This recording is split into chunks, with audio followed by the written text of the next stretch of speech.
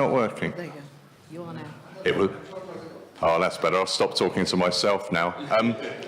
Conscious of the weather outside, that it would be good to get this meeting done as succinctly, but not wishing to stifle any debate as possible, so that we don't get trapped in Camborne for the entire night.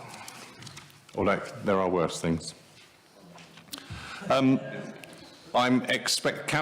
Councillor Bates, who is normally in attendance at these meetings, is, I understand, at the meeting in Leicester. He does intend to be here, so we will see when he arrives, if indeed he does. So moving on to item 1, apologies for absence. Have we any apologies for absence? Thank you, Chairman. We have apologies today from Mark Robertson. And no further. Thank you. Moving on to Assembly membership, I'd like to welcome Christopher Walkinshaw to the Assembly. Christopher is taking the place of Sir Michael Marshall, who felt that that this was his time to withdraw from the Assembly and go off and do other things. So, welcome, Christopher. And could I have it formally minuted that we'd like to thank Sir Michael Marshall for his contribution from the beginning of the Assembly to date, and we've always, welcomed his contributions.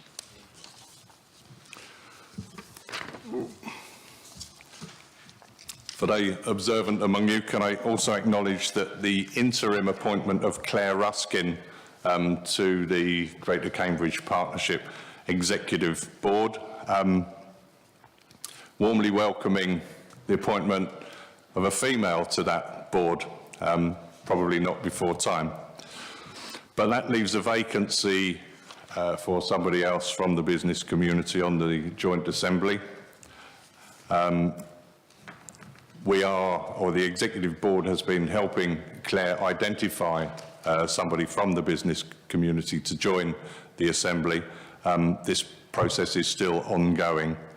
We had hoped that we would have somebody in time for this meeting, but hopefully we will have someone in time for the next meeting.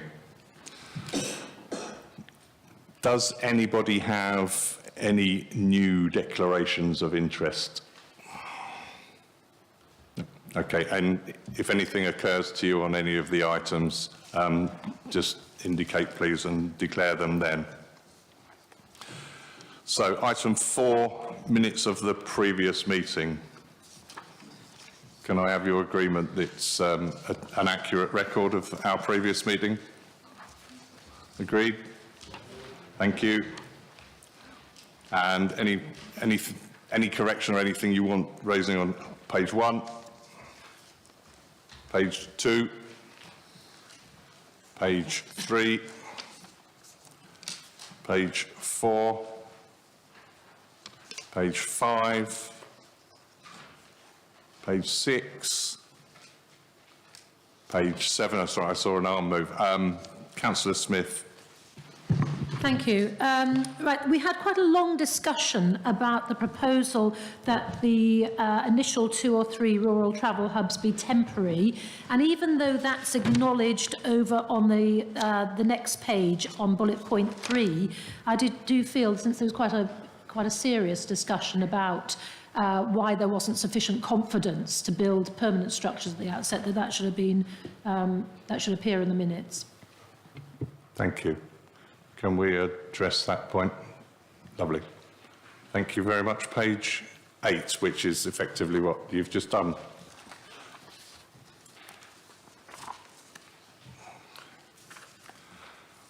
Item 5 then, questions from members of the public. We had 9 questions submitted to this meeting of the Joint Assembly.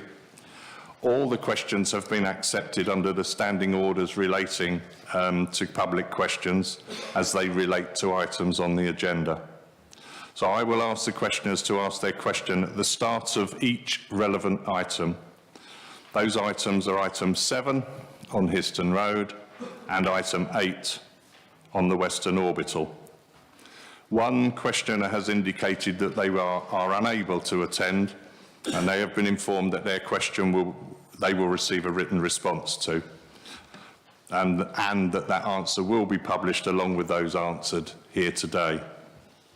Copies of the questions have been submitted, and the questions submitted have been published, and so are available for both members of the Joint Assembly and the public to see the full detail of all the questions. Item 6, petitions. No petitions will be formally presented at this meeting, as none have received the 500 signatures needed for such a presentation. This is outlined in standing orders relating to petitions. As Chair, I am verbally notifying the Assembly of a petition received to reject the Cambridge Mass Transit Options Report as flawed and incomplete. Under standing orders, I am required to do this as it contains more than 50 signatures, but did not reach the required 500 signatures to bring it to the Joint Assembly. Okay, are we all clear on that? Moving on then to item 7. So for item 7, we will take the public questions at the beginning. We will then listen to the presentation from Peter Blake, and then we will go into the Joint Assembly debate. So question 7A, B are coming from Lillian Rundblad from Histon Road Residents Association. 7D and E, Lillian Rundblad will be asking on behalf of people who unfortunately couldn't be here today. So, And 7C. and 7C, did I miss that one out? Sorry, 7C and D, oh, and E. So many, Lillian. Well, I am here actually as the Vice Chair of the Histon Road Localising Forum. Okay. So, we're... Yeah. Press. Okay. It's not on. That's it. Yeah. An important principle for the Greater Cambridge Partnership has been to involve as many as possible of the local residents and councillors in the various transport projects. The LLF is a forum that gives the opportunity to review and discuss the officers' design work before presentation to the Joint Assembly. The meetings give the Assembly members the full picture before they form their recommendations to the Executive Board. The present agenda item number 7 for Histon Road preliminary concept has not been discussed at an LLF, and the residents and councillors have not been given an opportunity to express their opinion. Funds seem to be available. We would like to remind the GCP of the recommendation from the Executive Board to agree that provide improved cycling and pedestrian infrastructure to be brought back for the Board approval in March 2018. Questions are, 1. As the Joint Assembly has not received any feedback on these concept designs from the Localising Forum, because a meeting has not been scheduled until 5th of March, how can the Assembly give them proper consideration and make recommendations to the Board? 2. Will the LLF be able to give feedback direct to the Board meeting on 21st of March? And 3. Will you agree to recommend that design presentations should always be given first to an LLF meeting, so that the Assembly has the benefit of feedback from the local community and councillors before having to make its own recommendations? Thank you. Thank you. Right. Moving on to 7B. That's about the bus lanes, huh? Yeah. Yes. As Chair of the Histon Road Area Residents Association and Vice Chair of the Localising Forum, I appreciate that the officers have worked to avoid taking people's private gardens, according to the principle we set forward in Resolution 7. I hope that resolution continues to be upheld. Now in the plans, the bus lane is proposed to run from Blackwell Road south until just Carisbrook Road. However, that creates a problem at Carisbrook Road. It will be very difficult for residents to cross 3 lanes of Histon Road on foot or make right turns into or out of Carisbrook Road while cycling. That is along a popular road to the Mayfield Primary School. I believe that there is a better option that should be considered. One that keeps the same length of bus lane, but shifts the starting and ending point to the north. Suppose that the bus lane was shifted so that it ended around Hazelwood Close, and this would allow space for a much safer junction at Carisbrook Road. In addition, it may be possible to combine the proposed Tucan crossing in Hazelwood Close with a bus gate, which might even give better bus priority than the current proposal. So please recommend to the Executive Board that this idea be analysed. It complies with the objectives, improves safety, and is compatible with the officer's response to Resolution 7, that they would look into alternative measures to help enhance bus journey time and reliability. Thank you. Thank you, Lillian. And question 7C, on behalf of Leslie Ridgewell of Headline Haircutters. Park and display along Histon Road. Yes.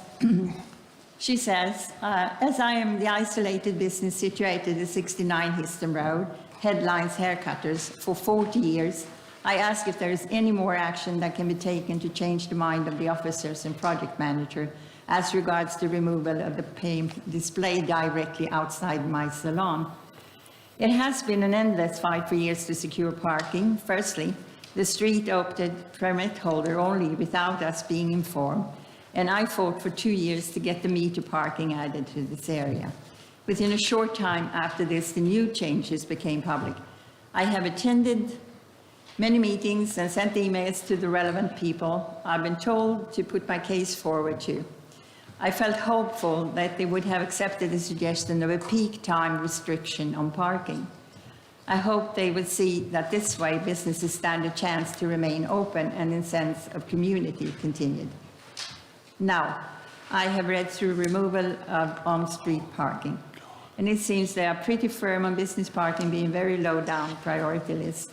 I see they still mention a possibility for parking on Linden Close, and I've said to them in many of my emails that Domino's Pizza will be sure to hog any spaces as they do now and actually park regularly outside my salon, as they are like a taxi rank waiting for work. When they have filled Linden Close, they will overflow to my address. So I hereby propose that if the present park and display by my salon is removed, there will be made available improved and designated business parking for Headlines Haircutters nearby.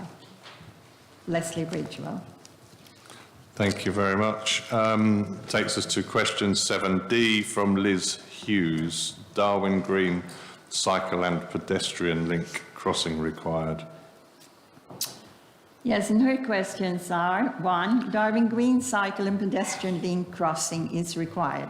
Has the development of the plans for the Histon Road fully considered the implications of the addition of a cycle and pedestrian route joining the Histon Road just north of the Carisbrook Junction, connecting to nearby 2,000 homes on Darwin Green to the Histon Road? There is also outline planning provision for 27 homes on the former squash court side, including detailed planning consent for how this joins to the Histon Road. It is already hard to cross the Histon Road here, but with just 2 lanes of traffic, with the proposed inbound bus lane at this point, a crossing would be required to enable pedestrians and cyclists to cross safely. 2, limited space. Buses prioritized over cycle path. As the attached diagram shows, there is limited place in the Histon Road route.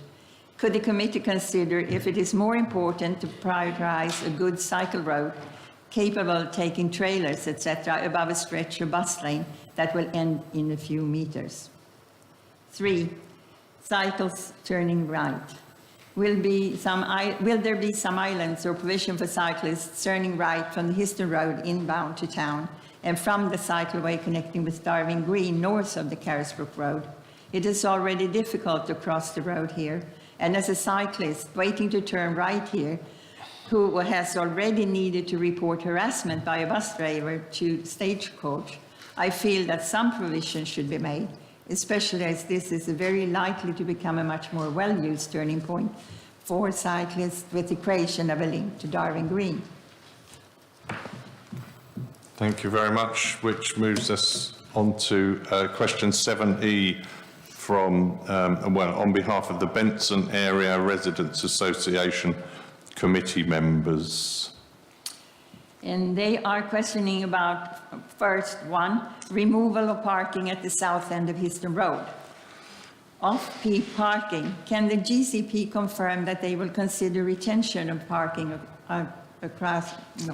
outside rush hours? If peak time only restrictions are not accepted, the following must be addressed. The businesses. What will be the impact on small businesses on Histon Road? Will a detailed proposal for usage of alternative available parking space, e.g. Linden Close, be included in the final concept plan? 3, can the parking spaces in the lay-by outside Cranbrook Court used by customers of Meadown be preserved? Also, access for carers, disabled people, and deliveries. Could GCP provide explicit short-term exceptions to parking restrictions for disabled people outside their own houses? Could spaces for carers and disabled be reserved on North Street? Weekend parking. BENRA and WSP parking survey results are broadly consistent. However, weekend parking was not addressed by WSP. The BENRA weekend survey identified a potential lack of spaces in streets closest to Histon Road. Can the GCP guarantee BENRA residents will have adequate parking and access to their own houses at weekends? The environment. Can the GCP reassure residents that air quality and vibrations will not worsen as a result of changes on Histon Road? What specific measures are proposed to reduce noise and vibration? 3, mitigation. An original major objective of the city deal, Objective 6, to assess the impacts on existing residents, must now be addressed. Will the GCP now undertake to work cooperatively with Benson Residents Association, Windsor Road Association, and the Oxford Road Residents Association to develop traffic calming measures within Huntington-Histon Road Triangle to deal with the expected increase in rut running through Canterbury, Benson Streets, and Oxford, Windsor Roads? Thank you. Thank you for that considerable marathon, Lillian. I'm happy you wanted to listen. We have 2 further questions, which I should have mentioned earlier. Sorry. Question 7F from Matthew Danish of CamCycle. Matthew.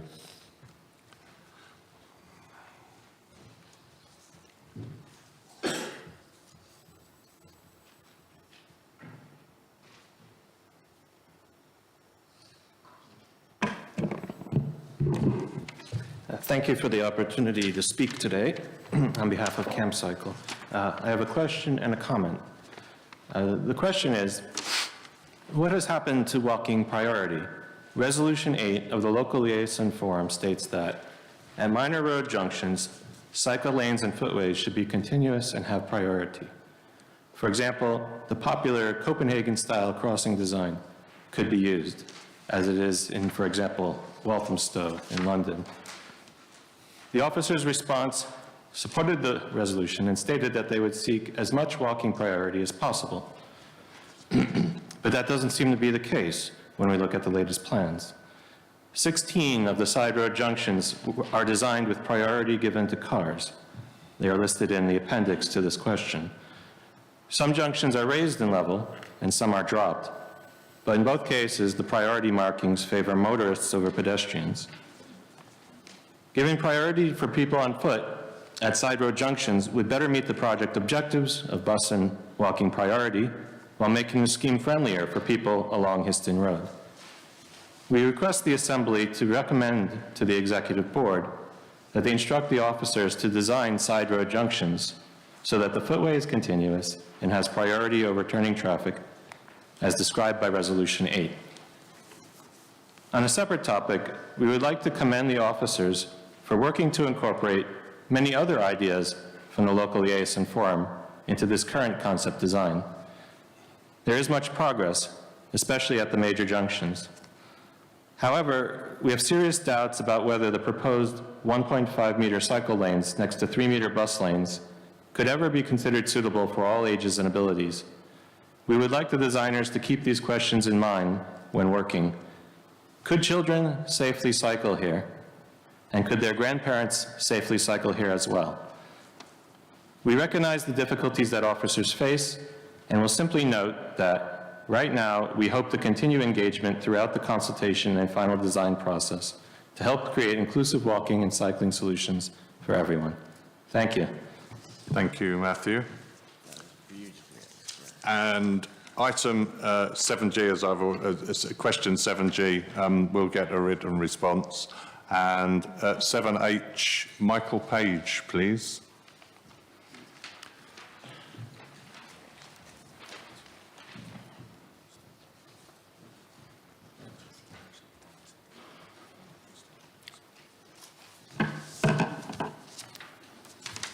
Yeah. When you're ready. Thank you, Councillor Price. When I came to look at the diagrams shown on the website for Appendix A, I had a really hard time making them out, so I couldn't figure out what was going on, especially with the text. But my attention really was drawn to the floating or bypass bus stops which are shown. I'm actually generally in favour of that design. I think it's a good idea, so long as there is sufficient width and length of the waiting area to enable pedestrians and wheelchair users to manoeuvre and to queue in comfort and safety. Most importantly, I'm hearing reports from vulnerable pedestrians and wheelchair users that they really need reassurance and confidence when crossing over the cycle lane to get access to and from the footpath and the waiting area. So my first question really is addressed to the officers.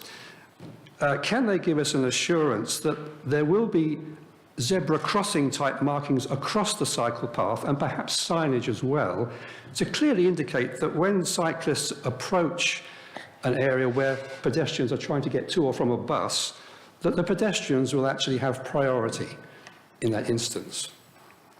And then secondly, a question to Assembly members. Would you please be prepared to make a recommendation to the Executive Board to that effect? Thank you. Thank you, Michael. So over to Peter Blake, who will now give an introduction to the report, and in doing so will answer all the questions that have been asked, hopefully. Peter. Thank you, Chairman. Can I first reassure Assembly members I'm not from Durham, so my Durham experience will be fairly limited by way of examples. Thank you for the question. What I'm going to try and do is pick them up as we go through in terms of the sort of commentary. So really just to try and position this in terms of, this is a preliminary concept design. That means that we are seeking approval from the Executive Board to go out to consultation later in the spring period. This has followed extensive consultation and dialogue with the local liaison forum and local communities over a number of years, actually, in this particular scheme. And just to reassure both Matthew and Lillian, that dialogue will continue. The liaison forum date was set with the chairman of the liaison forum so that the liaison forum could feed directly into the Executive Board meeting that follows in March. Probably worth just reflecting on the sort of stated objectives, which is about promoting and enhancing public transport along the route, promoting walking, cycling, and the sort of public realm, the public environment there.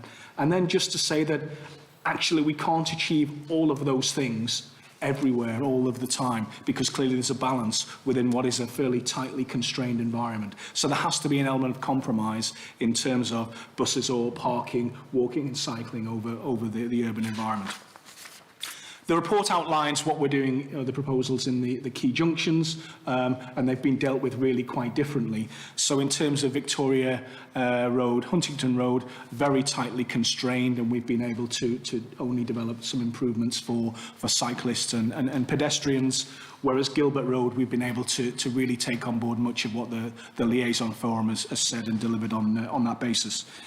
At King's Hedges Road, and reflecting with the question from the residents, the Windsor residents, where we're looking at improved cycle lane from the A14 junction. So we're really dealing with this on a bespoke basis along the corridor. In terms of the bus lane, we are looking at inbound bus lane from Blackhall Road to just south of Carisbrook Road. In answer to Lillian's question, we did look further north, but we're severely constrained by drainage and levels issues, so we're not able to deliver it in that environment. We're looking, in terms of the proposal, at further south on that, in terms of what we can reasonably deliver. We're also looking, in terms of the bus lanes and the walking and cycling around, floating bus stops where we can get them in. In terms of Michael's question, then the County Council's done an awful lot of work on floating bus stops and what best practice is with disability groups and cycling groups. At the moment, the proposal is not to put forward zebra crossing, but clearly we'll continue to review that as we develop this.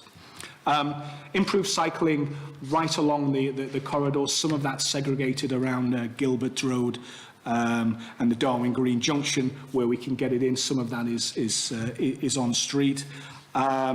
Really, and then looking at that additional crossing, we looked at the additional crossing at Darwin Green, but it's quite close to the existing crossing there, and actually we're not able to get the two in within that constrained environment.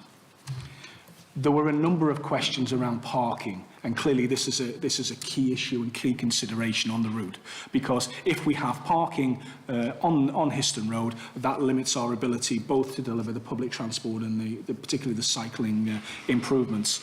So the proposal as it stands is saying that we will remove the parking. We will continue to work with the local residents and local residents groups to how we best mitigate that. And so in terms of the questions that Lillian raised, we are looking and continue to look at Linden Close. We will look at Cranwell Court in terms of mitigation there. We need to consider whether we can just get away with peak time in terms of restrictions, particularly around loading and deliveries. Can we have a slightly softer approach of a weekend to make it less impactful in terms of local residents? But this is the clear dilemma that we have in terms of delivering this particular scheme. Conscious of time and questions, Chair. So just to reiterate, the dialogue will continue. The local liaison forum takes place next week, and otherwise open to questions. Okay, thank you. I'd normally ask Councillor Bates if he'd got anything to add, but he's not here yet, so we won't do that. So, open for Assembly members. Helen.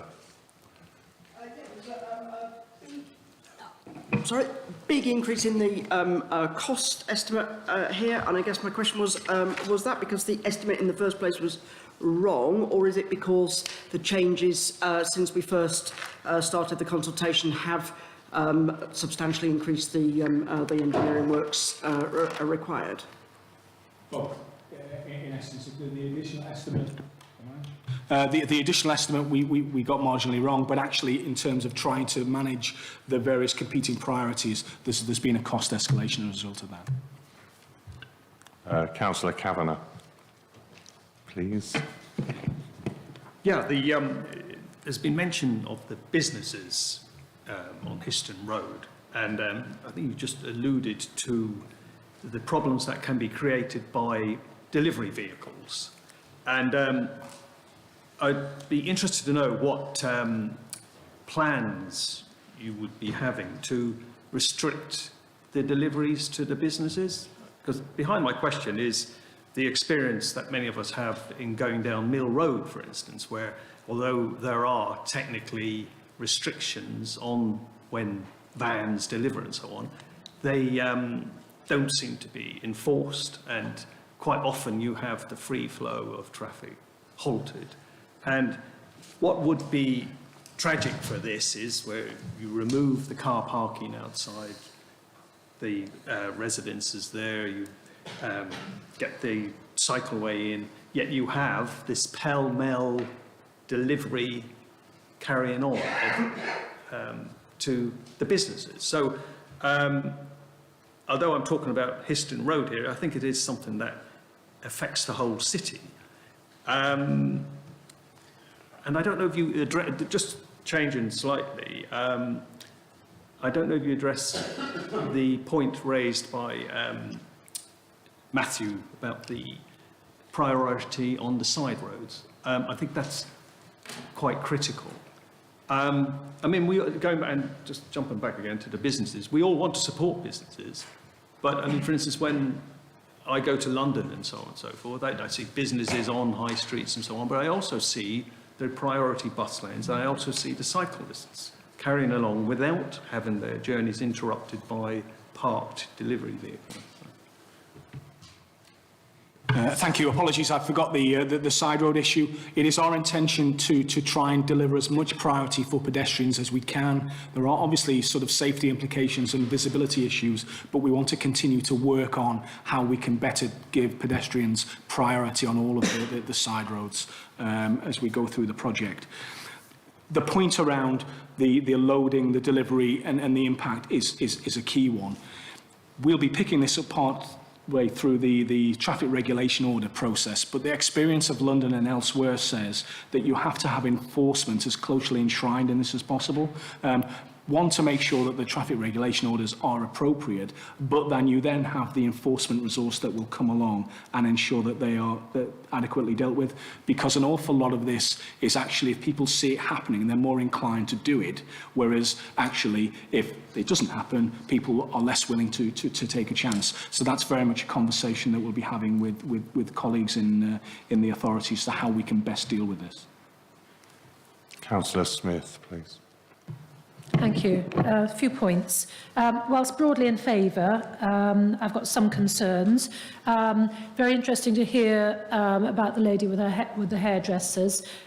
Deeply, what we're not about is putting people out of business, and also keeping services local. So, local hairdressers is incredibly important, particularly to people with mobility problems and so on. So, I don't think, just because it's a hairdresser's, I don't think we should underestimate actually the value of that, both to the individual whose business it is, but also to all her customers. So I think we have to be, give these sort of concerns a lot of weight.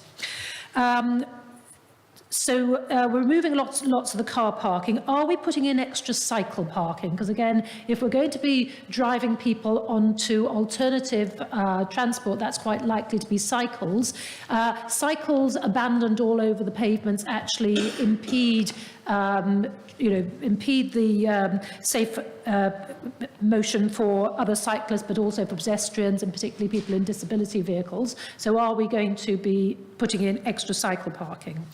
On page 15, 2F, which says we're going to maintain or reduce general traffic levels. Now, I find that rather disappointing because, one of our aims back from 3 years ago that we were aiming to reduce traffic levels between 10 and 15%. So it looks like actually we've failed. So, bearing in mind maintain, I don't imagine that's maintaining it at the levels of 3 years ago. I imagine that's maintaining it at the levels they are now.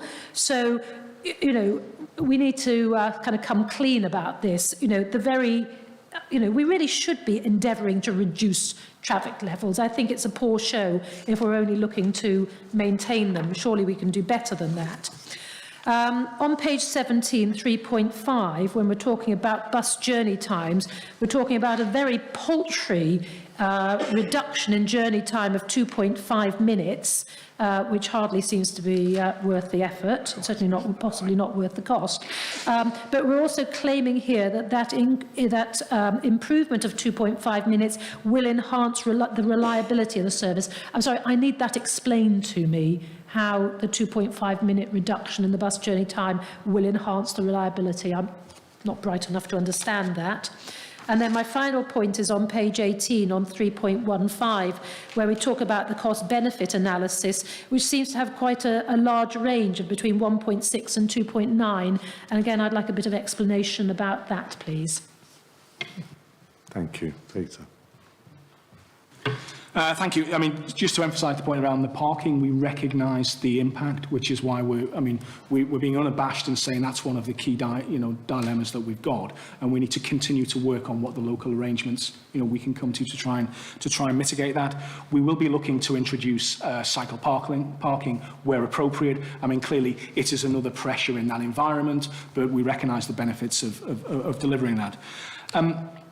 Maintaining traffic is an interesting one in that no individual scheme of this nature is going to be a magic bullet to suddenly reduce traffic and congestion in Greater Cambridge. What we're trying to do is to promote public transport, walking and cycling as an alternative, and partly to encourage people to use those modes because they become more reliable and more attractive. We've got a conversation later on in a future report around a sort of bigger issue around what city access looks like, which is probably where the traffic demand and management is better had, if you could bear with me till that. I'm not sure I would agree with paltry as a word in terms of the reduction, because actually if you could deliver 2.5 minutes travel time reduction on every bus journey in Greater Cambridge, then I might even make the managing director of Stagecoach smile. So you know, this is about ensuring putting that time in the system that ensures or tries to promote journey time reliability for bus users to say, we are going to gain a priority from doing that. I mean, bearing in mind, we've got to overlay this then in terms of the signals that we'll be looking at. And we mentioned in the report, we've still got to do work around priority at the junctions to make sure those buses get a further advantage on that. So actually, 2.5 minutes is worth having. And we need to have it on every journey right across the network if we can possibly deliver that. Benefit cost ratio. So there's an awful lot of things that go into a benefit cost ratio. I'm not sure whether Chris has gone through the sort of the magic box of benefit cost ratio in previous meetings, but essentially it is saying how much does the scheme cost and what benefits will it deliver in terms of journey time improvements for public transport, in terms of safety improvements, amenity improvements. So we would expect a range of this in any case. What the range is telling us is well above a benefit cost ratio of 1. Which in Department for Transport parlance is actually it's a good investment, we should get on and do it. And certainly as we rise towards 3, it looks to be a very good investment, particularly for this type of intervention.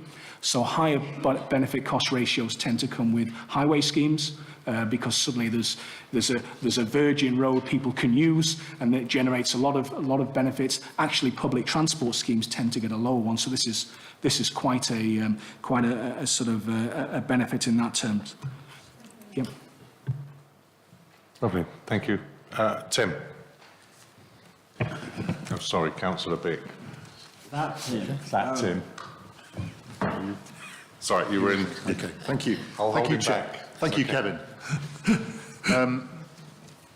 I think we've been mainly accustomed in the past to see a more definitive level of detail at this stage before we've put something like this out into a further round of consultation. And it seems from reading the report, we aren't looking at something that is closely resembling a consultation document here. In fact, I must confess, I found great difficulty in making much use of the maps that came with this report. And even now we've got bigger ones, only sitting down today, they aren't that easy to read either, or to know what order they come in. And it is a pity, and I think residents generally assume that we have got a better grasp on the detail of this than we've really been given the opportunity to from the papers here.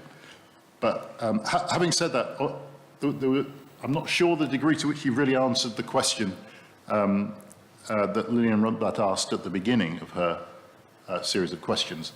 That there are things that are still out there that haven't got an answer, including hearing what the LLF has to say about this report. And I think she was asking, so do we get that chance to have our say before this goes into consultation? And I just want to understand, what are we really saying here? Are we saying that we've kind of come to a point here where it's enough, and any other points and questions that come up are just going to have to come through the consultation process? Or is there still a chance for people to say or ask things which are going to influence actually the what goes into consultation before that happens? Typically people feel when a consultation starts that, and, we all know the the cynicism that exists around this sort of exercise, that if it's come out on a consultation leaflet, then it's going to happen. You know, I'll say nothing about that, but clearly people feel that it's gone somewhat beyond the stage of influence, or a certain kind of influence of the kind that the LLF have had up until now. So I wonder if you could address this question about whether there is still a chance for the LLF to influence this before it goes to the consultation stage. Sorry, I thought I'd answered that, but I'll provide some more information. So the date of the LLF meeting was set with the chairman of the liaison forum. That, which is next week, that allows the opportunity for the liaison forum to feed in to the executive board, and then if they, you know, with substantive comments that the executive board will, as part of the decision-making process, want to reflect on before they make a final decision. Now, you know, if there's something drastically wrong, then clearly we would want to deal with that and address that together. I'm not sure. I take some of the points around once the consultation document's out, people think it's going to happen. Equally, it is the nature of consultation to say, actually, we're out here genuinely listening. And I think particularly around a scheme of this nature, where there isn't a simple answer, we are managing very different demands around the parking and the public transport. You know, we're always going to go through that process, partly in terms of the development to date, which has been going on for a long time, but also through the consultation process, which will be happening subject to executive board decisions over the next few months. Yes. Just thank you for that answer. Of course, what this does prevent is the process which I think was designed into the way the Assembly and the Board operate, which was that we would get to hear what the LLF had to say before we, and that was somewhat the basis, we would listen to that view and give our own informed by that. And this process seems to shortcut that a little bit, and I wonder why it's happened like that. I mean, I'll certainly take that away and look at it. I mean, it was my agreement with the chairman. I don't of the liaison forum. So I don't think that there was any attempt or any certainly cognizance on officers' part to try and circumnavigate navigate the process. Not least because we recognise we will get a broad range of views when we go out to consultation. But I'll certainly take that away. Thank you, Peter. I have a very agitated vice chair of the LLF, and ordinarily would take no notice. No, that's not quite true. But Lillian, you seem distressed by something that Peter said. I'll let you tell us what that is, and we'll try and address it. Just bear with me. My question was actually about having the LLF meeting before the joint assembly. And the reply I received from Peter was that it was to be before the executive bureau or executive board. And that is not what I asked about. I wanted to have it before the joint assembly. And that was discussed between Paul van der Balk and myself and the chair. And we did have different opinions, and it ended up in the present suggestion.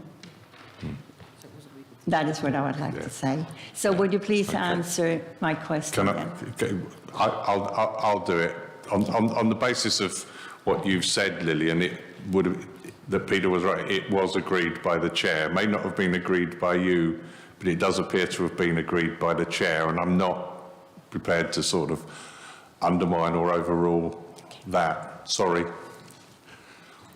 But I still haven't received an answer to the question if this meeting could always be before the joint assembly rather than the executive board, which was what you replied.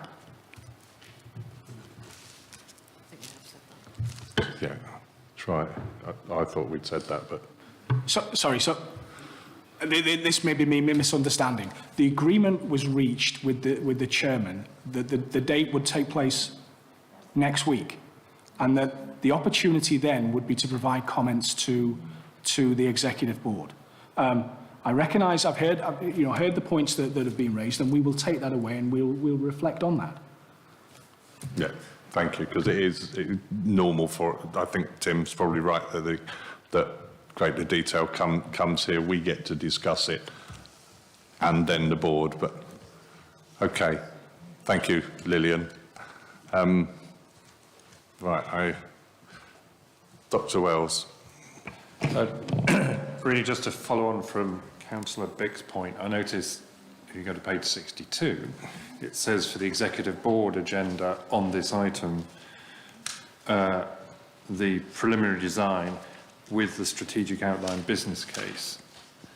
And at least as I read it, what we saw, I mean, it makes mention of the cost benefit, but other than that, it doesn't do anything in terms of a business case as I would understand it.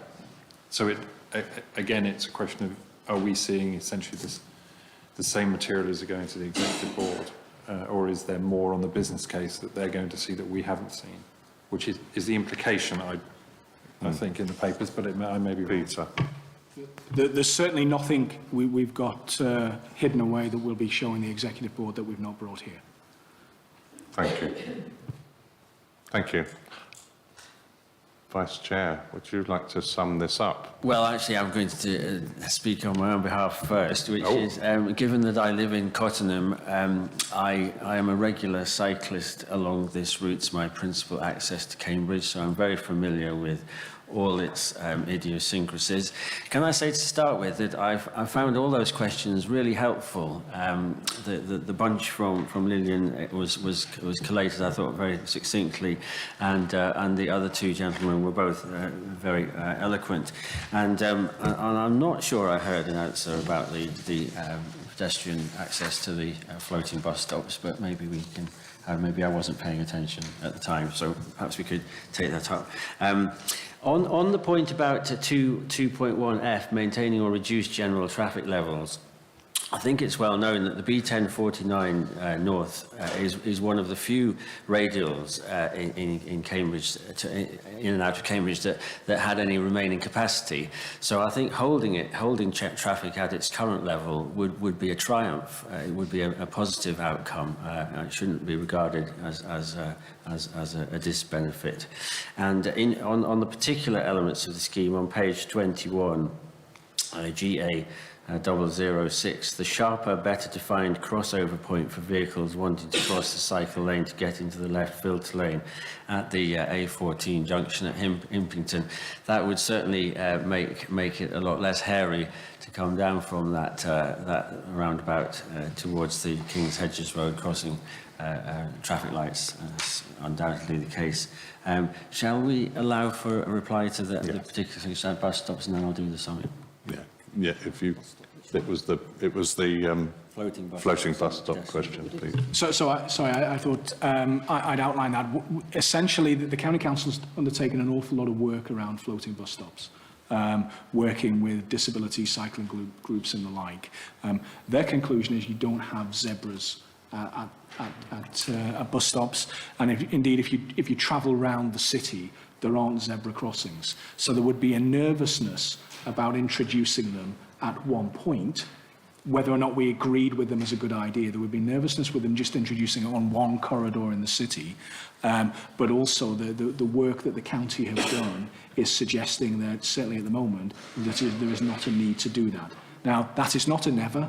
That is we will continue to work with county colleagues in terms of the advice that they've come forward with. Thank you, Peter. So, Vice Chair. Okay, well, I do recall the statement that it is definitely our intention to provide as many priorities for pedestrians and cyclists as possible, and I'm certain that that will be carried through. So just summing up then, there's been broad support for what we've seen today, although a little bit of anxiety about the timing and the fact that perhaps it would have been, in ideal circumstances, better if the Joint Assembly could have had the benefit of the local liaison forum's sight of these papers before they came to us. So I think that's a lesson to take forward. I've touched on the car traffic. I think I can recognise a 2.5-minute improvement in bus journey times as an enhancement of bus reliability in general. So I think that is welcomed. We've heard about pedestrian and cycling priorities, and we've also heard some anxiety about the effect on businesses, one in particular, and the interaction between deliveries and cycle lanes. So with that, I think the general flavour was guarded welcome. We've sort of briefly. Okay, so what's been highlighted is some confusion over the roles of the LLFs. So my question's for Rachel, if I may, Chair, through you. So Rachel, before Christmas, we had, I know Lillian attended and I attended a presentation by the Consultation Institute, which was a review of the on local liaison forums, which had a number of recommendations about how the LLFs should function. That's not been furthered as far as I'm aware. You know, we had a long debate about a number of recommendations, some of which seemed good to me and some of which less good.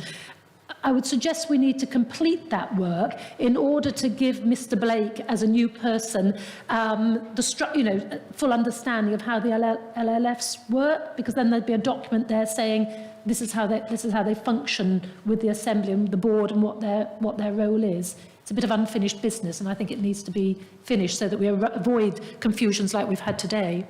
Thank you, Councillor Smith. Can you deal with that, Rachel, please? Yes, Beth isn't here today due to a family illness, but I know that she was carrying on with an action to set up a follow-up workshop, which was going to be a facilitated workshop with chairs and vice chairs, so I'm not sure if the date is in the diary, but if I could check with her tomorrow, and then I'll send a note round to the Assembly if that's okay. But also just to add, I don't think on this occasion it was about changing the practice in any way. Because when I saw the question, I also asked of officers, how did that come about? Because that isn't our practice.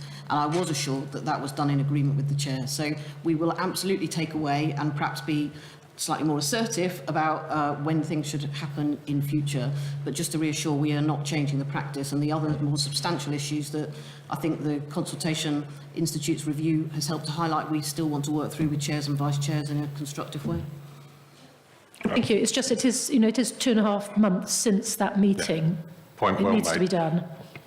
Point has been made, Councillor Smith, and we will get on to that. So that will be the finish of that item. That will formulate part of the Chair's report back to the board. Thank you, Peter, for that.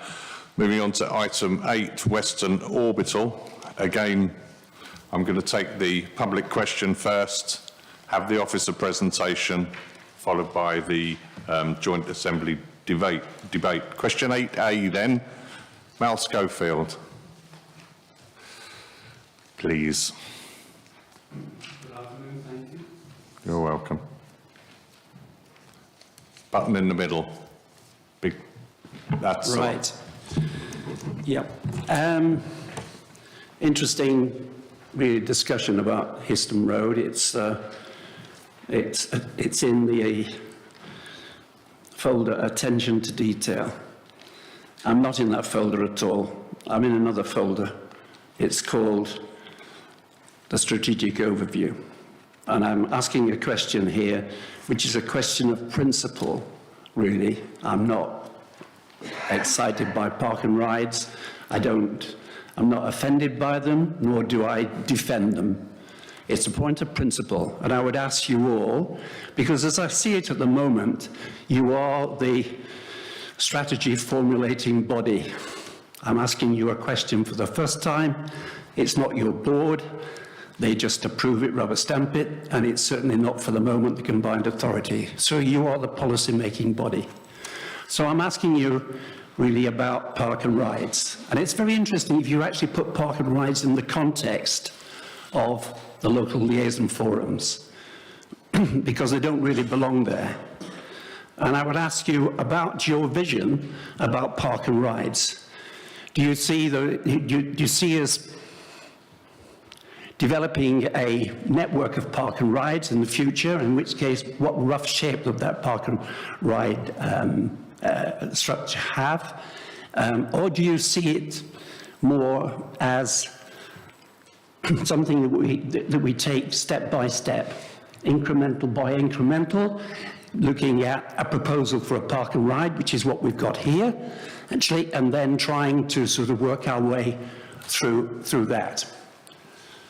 At your last meeting, and I'll just come to my question in a moment. First of all, the integration with CAM. It says a complementary P&R strategy considering expanding new relocated areas. That you've had that.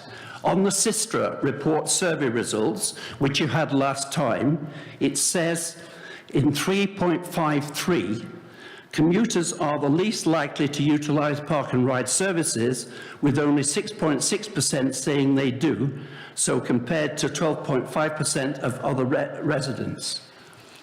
It's slightly different between South Cambs and Cambridge, but that's hard information. One or two of you know me know I'm into the hard information stuff. In terms of an objective look at park and rides, and if you look at the research, and there's substantial research, by the way, on them, you get such comments as, these facilities certainly should be monitored by cities to make sure they're meeting policy goals, especially if that goal is traffic reduction. Additionally, it seems clear that suburban or remote park and rides fulfill more of that goal than those closer to the city centre. So in this case, we're actually talking about Foxton rather than Trumpington. My last quote, the key travel behavioural findings, and this is from the extensive work that the University of West England do, are that only a proportion of P&R user trips are shortened. Hence, overall increases in car uses occur, combined with overall reductions in public transport use. And in some cases, less active travel. Where dedicated public transport services are operated, there are also these are also a further source of additional traffic. It's a complicated business.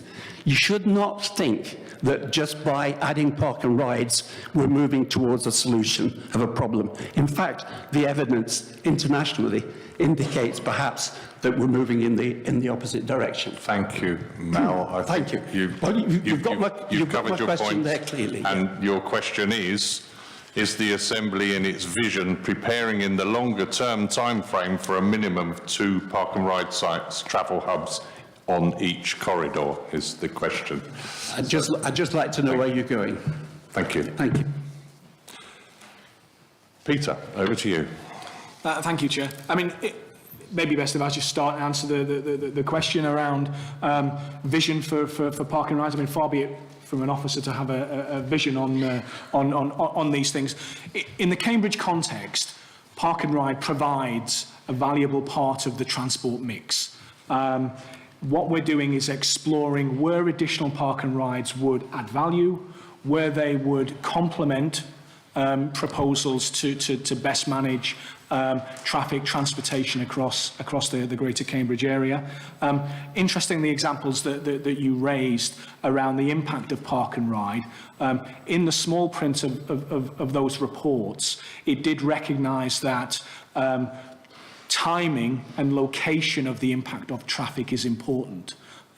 So actually park and ride sites, if they take that pressure valve off the local transport network and stop it grinding to a halt, actually they can add quite a bit of value. So what we're doing and what this report outlines is we're taking an approach with park and rides of saying demonstrably where is it required particularly looking at the growth agenda that we have in Cambridge and how can we best deliver that in a timely manner. So the report focuses on the west of Cambridge, primarily 3 key interventions that we are exploring at the moment. One is the park and ride site, which was consulted upon some time ago, and there was support for the principle of a park and ride site at Junction 11. What we are proposing to do now is really to get under the skin of the principle and say, this is what it may well look like. These are particularly the access arrangements as they relate principally to the M11 motorway, and we want to hear people's views on that as part of building a business case for whether to bring the park and ride proposals forward. So the Executive Board decision will be around seeking to undertake consultation on that site, and particularly the access arrangements. Pardon me. The other 2 elements principally relate to the strategic road network in terms of Girton Interchange and the smart motorways. So Girton Interchange, as Assembly members will be well aware, is a partial interchange, a partial functioning interchange on the network. It does have limited movements. That means there's quite an interaction with the local network and people having to look at gaining access via other routes, and the local network coming under pressure for that. So it's working with the Highways Agency to say, is there a case for significant improvements here? Is there a case, particularly given wider growth that may well be coming with the Cambridge, Milton Keynes, Oxford corridor development, that will place an increasing burden on Girton and by implication the local road network there? And then allied to that is the concept of smart motorways, which in essence is hard shoulder running. You'll be aware of lots of examples now rolling out across the country. So this is dealing principally with the capacity of the network around Cambridge, and the report outlines that there's a marked difference between usage on the M11 around Cambridge and further south as you go towards Stansted, which is implying that, one, if you were building it today, you'd build 3 lanes, but also that the M11 is acting as a bit of a Cambridge local distributor road in terms of traffic jumping on and jumping off to gain access to various points. So again, it's working with Highways England to say, is there a case for introducing smart motorways? Again, really to add principally resilience to the M11, because if there's a problem, it goes down really quite quickly, but also to general congestion problems in that area. Thank you, Chair. Thank you, Peter. So open for members. I've got Councillor Williams. Thank you, Chair. It concerns me that we're looking at park and rides in a very piecemeal way at the moment. Originally, the 5 park and rides were looked at in the round. They looked at how they interacted with each other and served the city of Cambridge. Now we're looking at park and rides, not only at Trumpington, we're looking at park and rides at Abingdon, we're looking at a park and ride at Waterbeach, we've got to relocate the park and ride at Newmarket Road, and I'm sure we're going to be looking at the park and ride at Baberham and at Milton in due course. But this is all done in a very piecemeal way, as and when the various corridors come up for review. And so, we're not looking at park and rides in the round that we ought to be. And the other thing that concerns me, that in paragraph 2.5, it says, in the consultation, the majority of respondents supported the concept of park and ride. It is concerning me that I am hearing that that may not be true of the Mayor. And I'm hearing that the Mayor does not necessarily see park and rides as being important to the issue of solving the traffic congestion in the city. And it does concern me that the Mayor and the Combined Authority are the Strategic Transport Authority, are producing the local transport plan in due course, and don't appear to feel that park and rides have an important role to play in that. So I'd like to be reassured that the Mayor is on board with the development of park and rides in the future, that they do tie in with the mass transit system that is being proposed, so that we don't end up in a situation a couple of years down the road when the local transport plan is produced and we find that park and rides are not an essential feature of that plan. Thank you, Councillor Williams. Your guess is as good as anybody's about the Mayor and anything to do with buses. He's not overly keen, but that's for another area. Councillor Chamberlain. Councillor Chamberlain, I got you, Dave. Thank you, Chairman. Can I firstly support the work that's being done on the Girton interchange? I believe that's a vitally important piece of work, and I would urge that it's probably given yet more weight than is presently the case. Much of the traffic problems on the west of Cambridge and around the A428 are as a result of the inability of traffic that's heading to the M11 to join it directly and having to go down Madingley Hill. So the sooner that we can get something done, even as was, I think, suggested by the South Cambridgeshire MP, that something as a sort of an interim measure might be taken forward. But I think that would create a lot of capacity and help us enormously in that area. Thank you. Thank you. Andy Williams.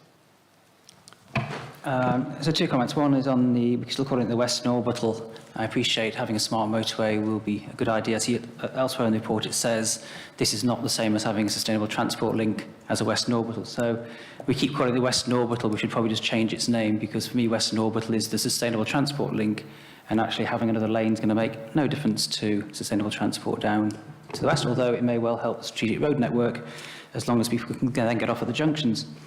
In terms of strategies and park and rides, and then we hear, well, the Mayor might not be in favour. Well, you know, you can't say one person's strategic by saying something off the cuff, another person is strategic by saying something off the cuff. I think we do need to see that fully integrated plan about how the Metro integrates with the other parts of the system. But in terms of a customer of potential park and rides, the two big questions I get asked are, well, actually, why do you not use public transport? And extraordinarily, it is that £1 park and ride charging fee which has had a disproportionate impact on the people I know's ability to use park and rides. Some it's cost, some it's just on principle. It's just, they just did not like it. So I'd congratulate all the groups who somehow figured a way of getting that charge taken off. I know it was difficult in many ways, and there were various discussions about how it should be done. That's had a big impact. But it's not true that in the future, these future park and rides will not be used by commuters. I think what a strategy that is in place is that at the newer developments, there is restricted car parking. So the reality is those people aren't coming in by car, they're coming in by some other means. We know that Trumpton Park and Ride is full. We're just about to take off the parking charges. We're going to have some whizzy-bang autonomous vehicles. It's another great success, incidentally, with Smarter Cambridge are getting in our whizzy vehicles. We like that. Where do our staff want to go? We do our surveys. We know where they live. They need more park and ride capacity at Hawkston.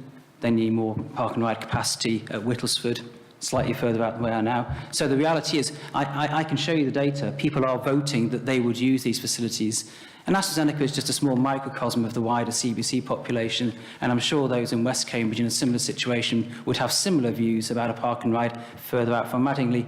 So it might not be strategic, but as somebody who's worked in strategy for 10 to 15 years, it is heading us in the right direction. So that wasn't really a question. Thank you, Andy. Yeah, as I understand it, the £1 charge disappears as of the 1st of April this year. I'll take... I've got two more down here, so I'll add those. Councillor Bajent and then Councillor Bick, please. Thank you, Chair. The Combined Authority Overview and Scrutiny Committee, the Mayor was quite clear that he is not in favour of park and rides. He was absolutely clear. This is not hypothecating. He actually said that. He didn't think they were a good idea. Because that was one of the questions that he was asked. Yeah. Thank you, Councillor Bajent. Councillor Bick. I want to echo the comments that Andy Williams just made about the so-called Western Orbital. I mean, I think it isn't a piece of sustainable transport that we're fingering there, an extra lane or an extra lane some of the time on the motorway. And I think there's a piece of strategy that seems to me missing here. To me, it means that we can't really regard the smart motorway initiative for our purposes as being more than an interim solution. Because if we're looking at the same time at a world in which the CAM Metro is developed, what actually are we saying about this orbital route?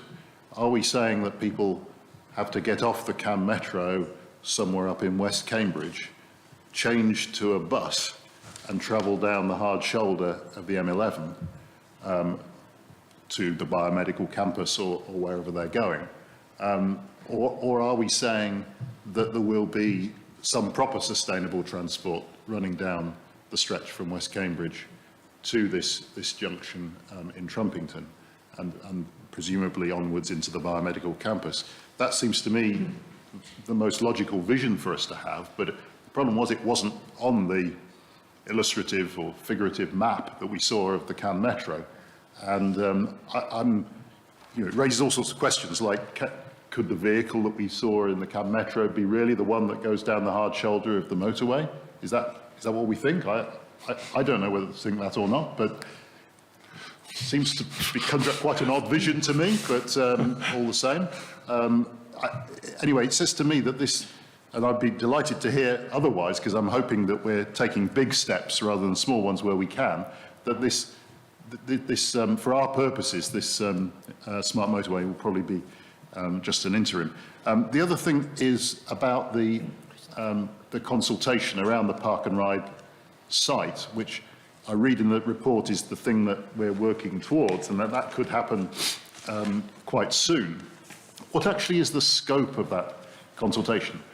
Because the map that we've got here has got all sorts of isolated pieces of infrastructure on it, like alternative bridges across the motorway and alternative roads around that roundabout over the motorway, and then the agricultural bridge further to the north, all isolated from each other.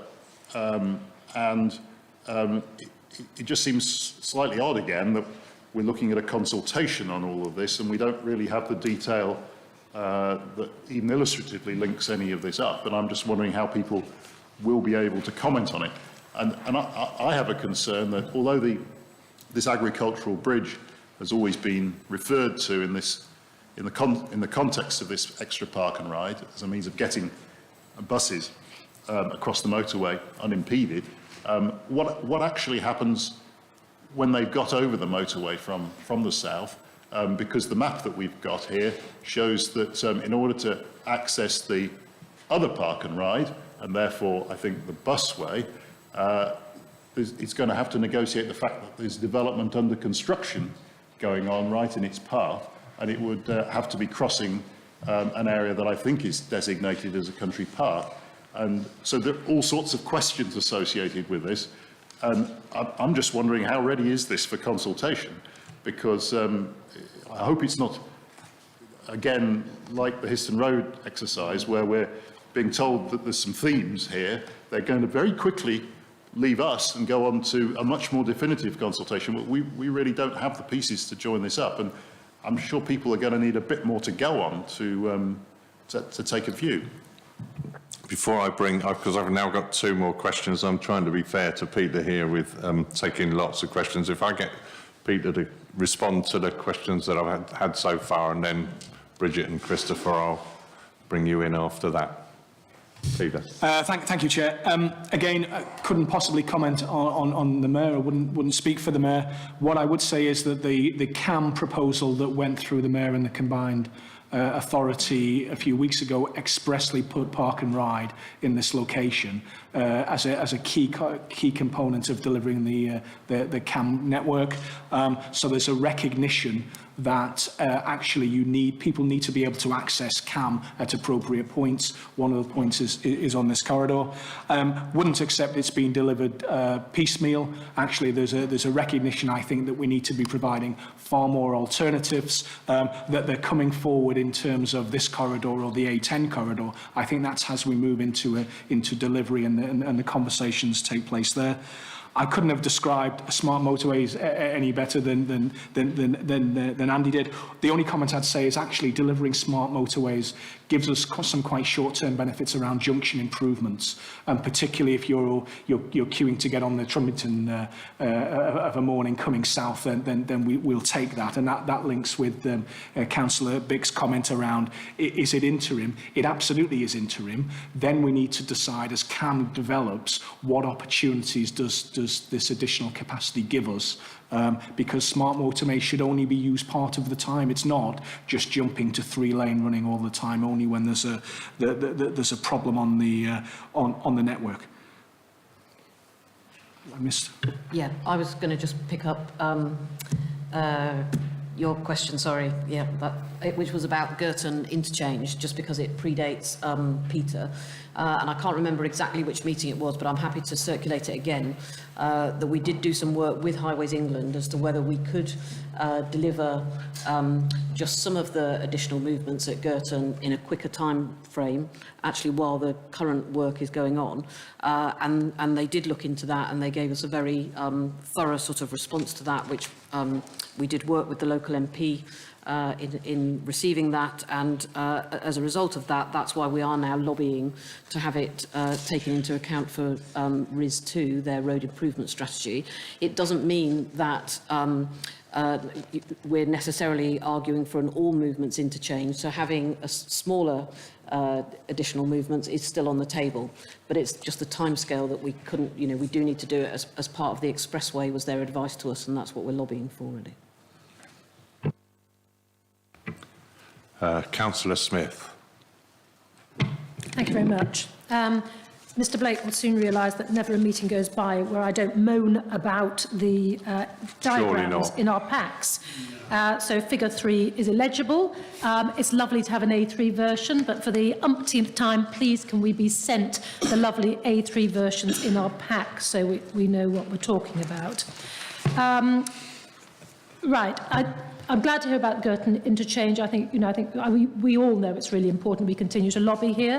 As far as smart motorways are concerned, the argument is very compelling in terms of people's personal safety, isn't it? So, putting aside speed of traffic and journey times, actually an intervention which cuts accidents by half and reduces the severity of injury in people in those accidents that still remain has got to be worth doing for those very reasons. So, I realise it's out of our hands at the moment, but I hope we still continue to lobby there.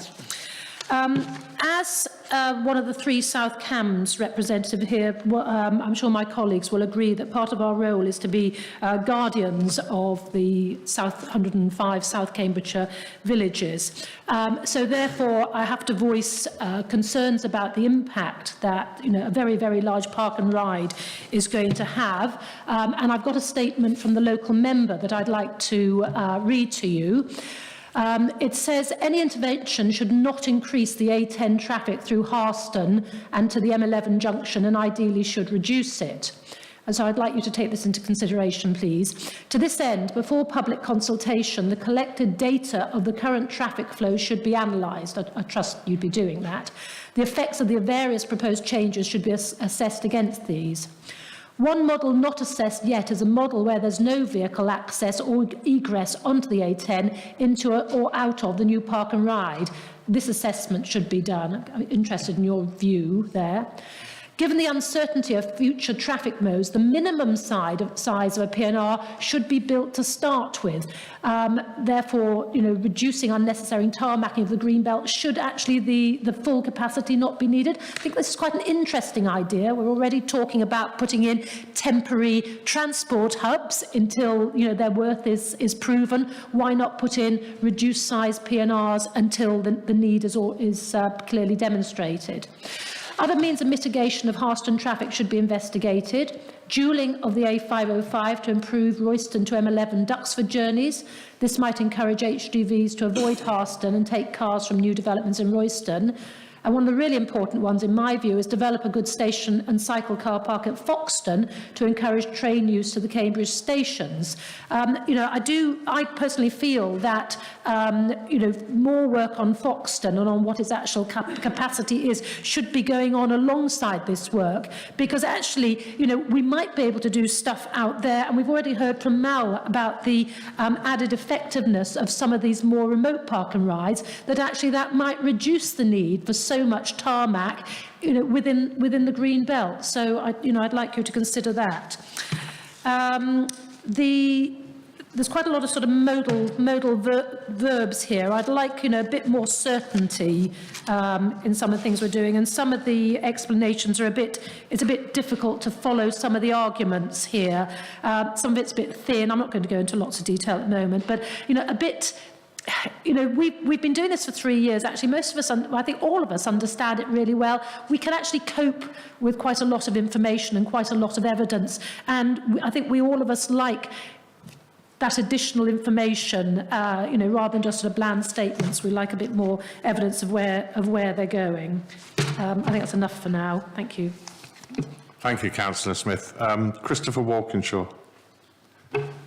Thank you, Chair. I welcome the paper and I congratulate the team putting that together. You can see how a lot of that fits together and brings some important things that are each steps towards dealing with the main problem. I think the one thing for me that perhaps is missing from here, it's hinted at, is that this is all about capacity. The whole issue we're addressing here is the ability for people to be able to access all around and in the city, wherever it is they require to get to, and to be able to do so freely. And that, of course, requires transport interchanges, whether that's park and ride onto bus or onto cycle or trains at Foxton and so on. We're here. But this is about very large numbers of people over the next 10 to 15 years needing to change. It's not a few hundred here and there. And I think what's missing for me in this paper, and would encourage on others generally, that we bring out that quantity we're talking about. This paper talks about 20,000 additional jobs just in this west side of Cambridge in the next 12 years. 20,000 jobs, 20,000 people, most of them will be coming from outside the area, will need to interchange in some other way. When we read about additional park and ride space at capacity at Trumpington Road of 270 odds, but 279 spaces, it's not going to make a big difference to 1,000 people coming with Papworth. Yet we don't talk about the scale of the park and ride that we are talking about at Hawkston or Harston required to supplement that. So I think for me, the bit that's missing here is just something which demonstrates how this will help with the large capacity issues during the time period that we're looking at, let alone what might happen beyond 2031. Thank you. And Councillor Cuffley, please. Thank you, Chair. A lot of the points I was going to raise was actually raised by Councillor Smith. Moving on then. I agree that I think we need to be looking more deeply at Foxton, because the other thing as well, I think, that hasn't been considered in this report is the potential of the bridge or tunnel at the Foxton station there, the crossing there. And that will also increase the traffic and the congestion going through Harston, Hawkston and that area. And it's actually it will become a very dangerous area for residents. They've had that, as an example, they had that lollipop lady taken away. So getting the children across that road to the school is actually quite hazardous as it stands, and we're going to add to that problem. So I agree that I think we need to be looking at Foxton a lot deeper, and looking at those, whatever strategy you can come up with using Foxton. It's a railway station, it's already there, and it will encourage a modal shift as to you're encouraging cars to come further in. Regarding the motorway, smart motorway, for me, creating more lanes just creates more cars. So I would like to have some really good clarity on what exactly you're thinking of doing with that. You go down the M25, it's got 7 lanes. From junction 14 to up to junction 18, you can't move. when it's got 7 lanes. So the more lanes you have, it doesn't stop the congestion. So I think you need to, again, you need to be looking at a smarter way of dealing with that. And they're the main points, but I think you need to consider that there's potential of the bridge and the tunnel at Foxton, which is going to have a massive impact on Harston and Hawkston area, and that park and ride at Trumperton. Thank you, Councillor Cuffley. Dr Wells. Thank you, Chair. I would agree with many of the comments that have been made earlier. I think clearly the Girton interchange is very sensible. The smart motorway gives us possibly interim, but gives us capacity on the M11 and perhaps safety advantages as much as anything else. But I do think the points have been made about being clear about how the park and ride strategy joins up, at least articulating that more clearly would be helpful. And Andy made a comment about, if we get more capacity on the M11, that may not solve the problem if you can't get off the junction. I drive through that junction every day. My delay is not on the M11. My delay is the moment I hit the slip road. And there's nothing in these proposals that addresses to get to the biomedical campus, the right turn off the A10 onto the access road, which is the major bottleneck, and then the crossing further on the Shelford Road. So my fear is we will simply transport more efficiently more vehicles towards essentially an unchanged traffic jam unless we either improve those junctions that are the real bottlenecks and or we get mode shift, and that is then about the park and ride. And for the park and ride, it's conceptual, but I don't understand, as others have commented, I don't see a system here. I don't see something that I could look at and say, yes, I can understand a number of spaces. There's a viable bus link. I can see how it would get me to my place of work. And so I'm sort of with some of the comments, which is it feels as if this is a bit early to consult on because it's got a lot of quite disconnected elements, which I don't see adding up into a system at this stage. There's a bit more work to do. Thank you, Dr Wells. Back to you, Peter, please. Thank you, Chair. Actually, a lot of very positive challenge there to take away. So park and ride strategy and more clearly articulating that. Yes, we'll take that. Absolutely take the capacity issue, and I think that's part of just bringing it to into life. Smart motorways will deliver improvements at the junctions as part of the sort of the managing that. The report then goes on to Trumpington Road and making sure we've got capacity there. So I think we can pick some of that up. Absolutely about Foxton. The previous meeting had a report on Foxton. So I think bringing those two together and sort of explaining the story a bit more, I think you're absolutely right, would add some value. We will be undertaking the relevant traffic modelling and phased delivery of park and ride actually is quite common in other parts of the country to reflect the growth, because the last thing you want to do actually is to launch a very large car park and it'd be empty for periods of time. It may well be a conversation in another place about no access from the A10. I think that might be quite challenging in perception terms, but willing to have a conversation about that. I think I've picked up most of the points, Chair. Okay, thank you, Peter. Councillor Bick. I wanted to ask about the potential bus priority interventions on Trumpington Road, which there's something shown on the map where these might be, but it doesn't really say what they are, and it says that there will be more input from the engagement group. Is the engagement group an LLF? I'm not sure what that is, but this is like an example of having something that's going to be consulted about. Are we going to see this before people are consulted about it? Because, again, it's like the Histon Road exercise, that the intent was that, we would see what was going out to consultation and we would hear what the kind of residents or LLF, or I don't know what an engagement group really is, what they have to say about it. And we would try and fuse things together between what people were saying and what the strategic aims were. So I've got nothing against looking at bus priority measures on Trumpington Road, for the record, but I don't think it's how it was meant to be, that this is the last we see of it before it goes out into public consultation, well, at which point it will presumably have much more flesh and definition, which we won't have seen. And I just think this is sort of happening at too low a level of detail at this stage.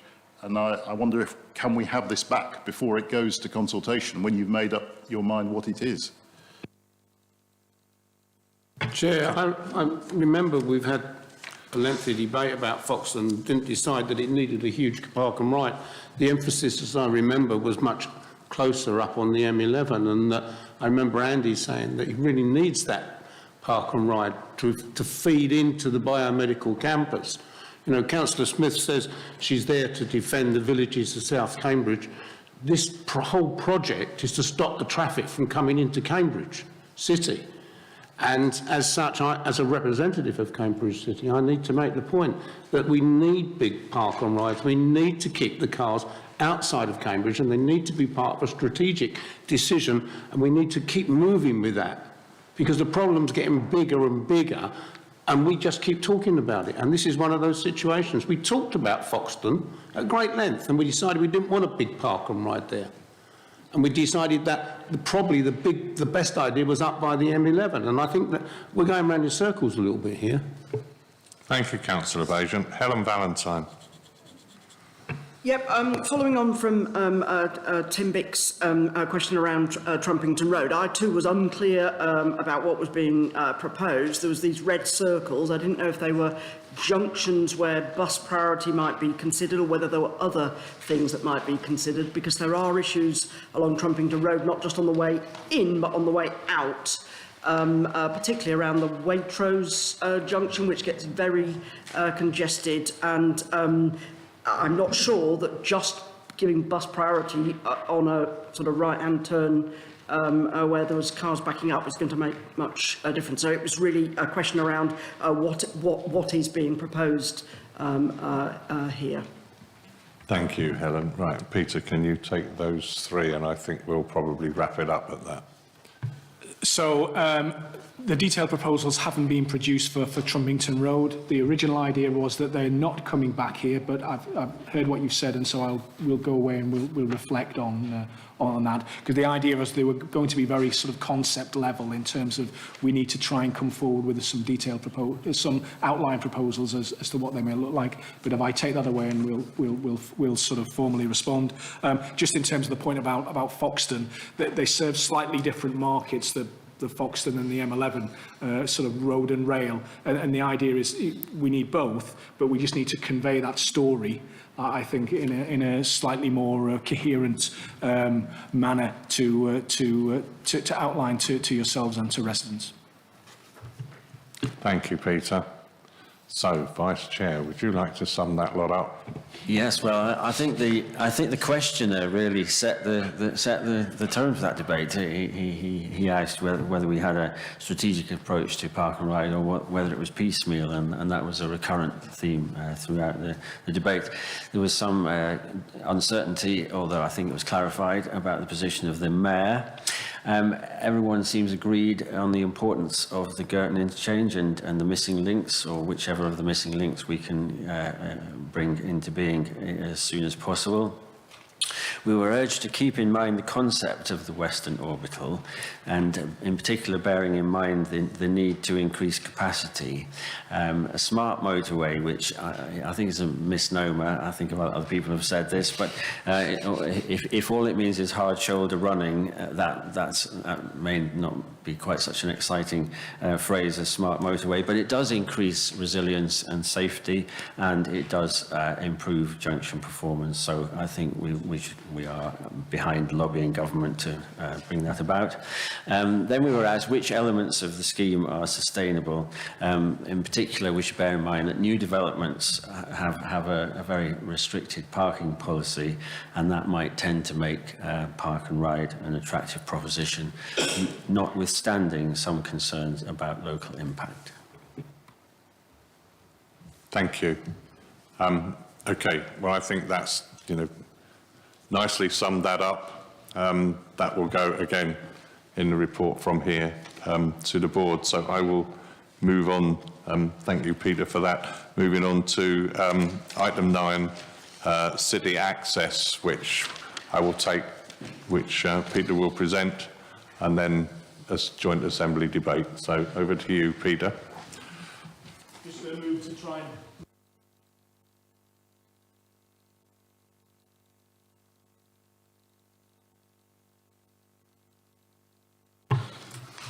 It's always that nervous moment is whether it's going to work or not. Okay, so what I wanted to do is just to go through a couple of slides by way of background to the City Access Report. So just to give a sort of sense and a flavour to some of the issues that we're dealing with. The first one is just the modal split. Across the morning peak in the key employment spots across Cambridge. That gives a sense of how many cars are coming in and around the sort of our environment. The top one's quite an interesting one because what you are capturing there is where the city centre is a destination. What we don't pick up on that is actually cars that are travelling through the city centre and therefore contributing to some of the issues that we face around traffic congestion, air quality and the like. So, you know, there are some areas where there's a marked difference in the various modes, car, public transport, walking and cycling. Now this should change. And this is just giving a sense of how attractive public transport is, how long it takes to get through, round, across Cambridge by public transport. So you'll see actually not all of that map's covered, and we're up to 120 minutes in terms of attractiveness. And if you know, actually there were a few parts of the city centre where even sort of 30, 40 minutes. Public transport was quite not terribly attractive in those terms. So what that's saying is how attractive is public transport to our residents and our businesses currently as a viable option to the private car. So the next one's going to be the private car, and it will change to show the relative congestion on the network. Green is good, orange is less good. As we go through 9 o'clock, 10 o'clock.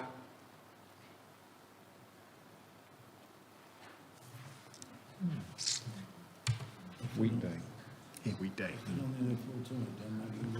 So it's just giving a flavour of the issues that we face today, bearing in mind that traffic growth has grown markedly over the last 5-6 years, 10%, and you know as well as I in terms of the projected growth of the area over the next 10, 15, 20 years.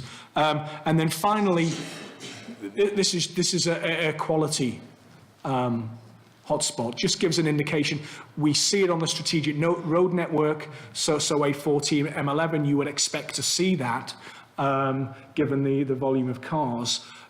What I think is more concerning is around as we move into the urban and city environment, because obviously the interrelationship between NOx and other fumes coming out the back of engines and humans is not a good mix, and increasingly is challenging policymakers across the sort of planet. There was an announcement yesterday in Germany about potentially banning diesel cars. So maybe I'll sit here and continue, and then we'll jump back. So essentially, that's trying to position the city access paper in terms of saying these are some of the things that are driving the thought process that we've got. Big Conversation is telling us that people are seeing traffic and transport as a key challenge, congestion as the key transport challenge, and the inadequacy, the unreliability, the unattractiveness as public transport as something that we need to be addressing. Pardon me. The paper outlines the recent developments across parking, in terms of residence parking zones, electric vehicles, electric taxis, and signals. We've recently completed the signals audit that over the next few months will come forward for a prioritised plan as to what we can do to improve signals across the Greater Cambridge area. The majority of the paper focuses on really some study work that we're looking to undertake around demand management that is saying, let us really understand what the public transport system needs to look like to make it attractive to our residents and to our businesses.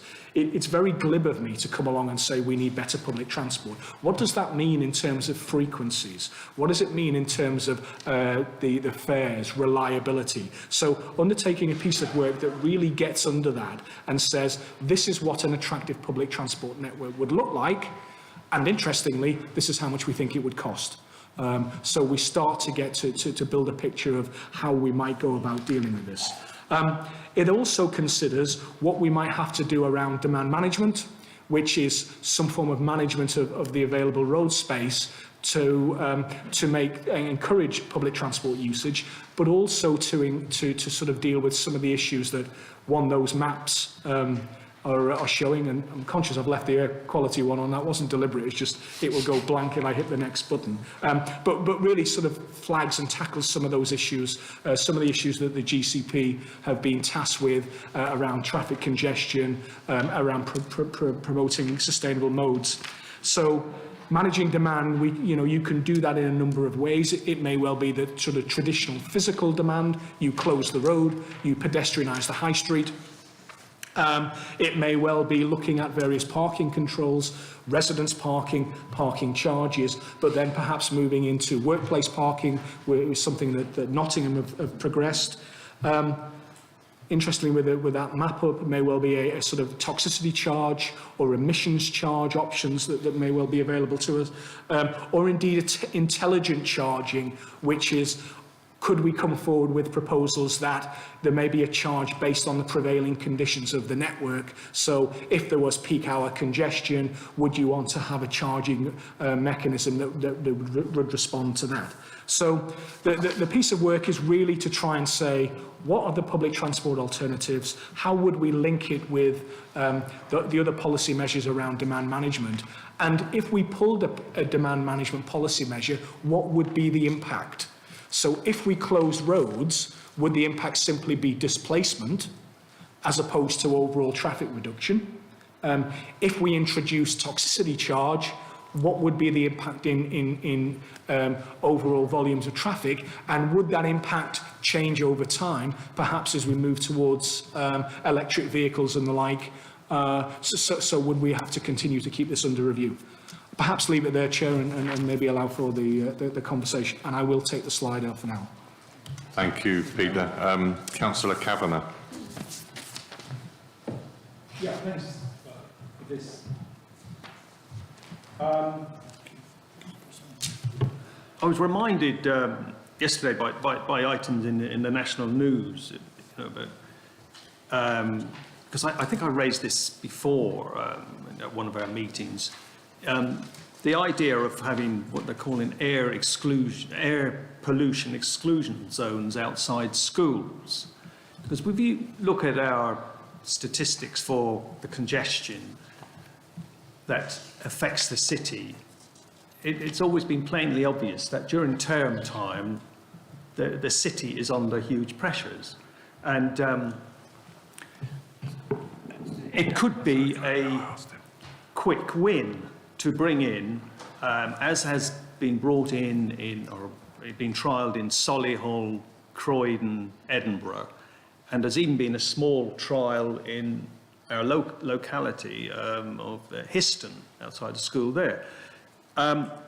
Evidently, and as reported by a YouGov survey yesterday, there was something like 60% of parents are in favour of having exclusion zones outside schools to protect their children from pollution. So I think with the themes that you've identified here in this paper, you're talking about using smart technology. In Croydon and Edinburgh, they've got number plate recognition cameras and so on, to actually police the areas outside of schools. It leads into basically closing the roads to certain vehicles. So I think this concept should be added into this report, that as a way of managing the vehicles in our cities, and actually even in the market towns in Cambridgeshire as well, which they're also affected by peak time, school run, major problems. Thank you, Councillor Kavanagh. Councillor Chamberlain, please. Thank you, Chairman. There have been many studies, of course, into demand. Thank you. Into the management and demand of traffic, and I managed yesterday to obtain a copy written in December by the FIA, which is the result of studies that they've taken from around the world. And I think there are a number of points which I think are included in this, which will be very relevant to the particular study that we're about to undertake. I think the first one is that it suggests that we should look at all possible options to improve mobility before we consider road charging, that we need to understand the rationale and scope of a charging scheme. We need to estimate the impact on a range of scenarios, including congestion, accidents, energy consumption, carbon footprint, air quality and modal split. We need to target the options for income redistribution, make maximum use of the technologies that are available to us, and undertake a more market-orientated rather than politically driven approach to designing the scheme. Because I believe that public acceptance can only be achieved if people agree that the charges would deliver a solution to a problem that needs addressing. And schemes that designed with the consideration of equity, accountability and cost efficiency are much more likely to result in enhanced road network performance and public acceptance. I do believe that we can move forward with demand management in a way which is equitable to all road users, which provides safe, secure and reliable alternatives, getting people to their destinations rapidly. But it must be affordable, it must assist the reduction in pollution, although I suspect that that is far more likely in time to come from vehicle technology. But if we take on board what happened in Germany yesterday, with a number of cities looking very closely at the type of vehicles that they permit into their city centres, we could quite reasonably, it seems, and fairly quickly introduce restrictions to some of the older, more polluting vehicles, which are causing the kind of red lines that we saw on our maps. Chairman, thank you. Thank you, Councillor Chan. Dr Wells, it may appear that I'm taking them all in order around this way. It's just the way the hands have gone up. Oh, sorry. I'm doing all the microphones here. Thank you for the update. I think it's useful to keep hearing the progress on this. I was encouraged by Peter's comment that he's looking at what makes an attractive public transport offer. I have to say that didn't come through in the paper very strongly, which I thought was mostly about demand management.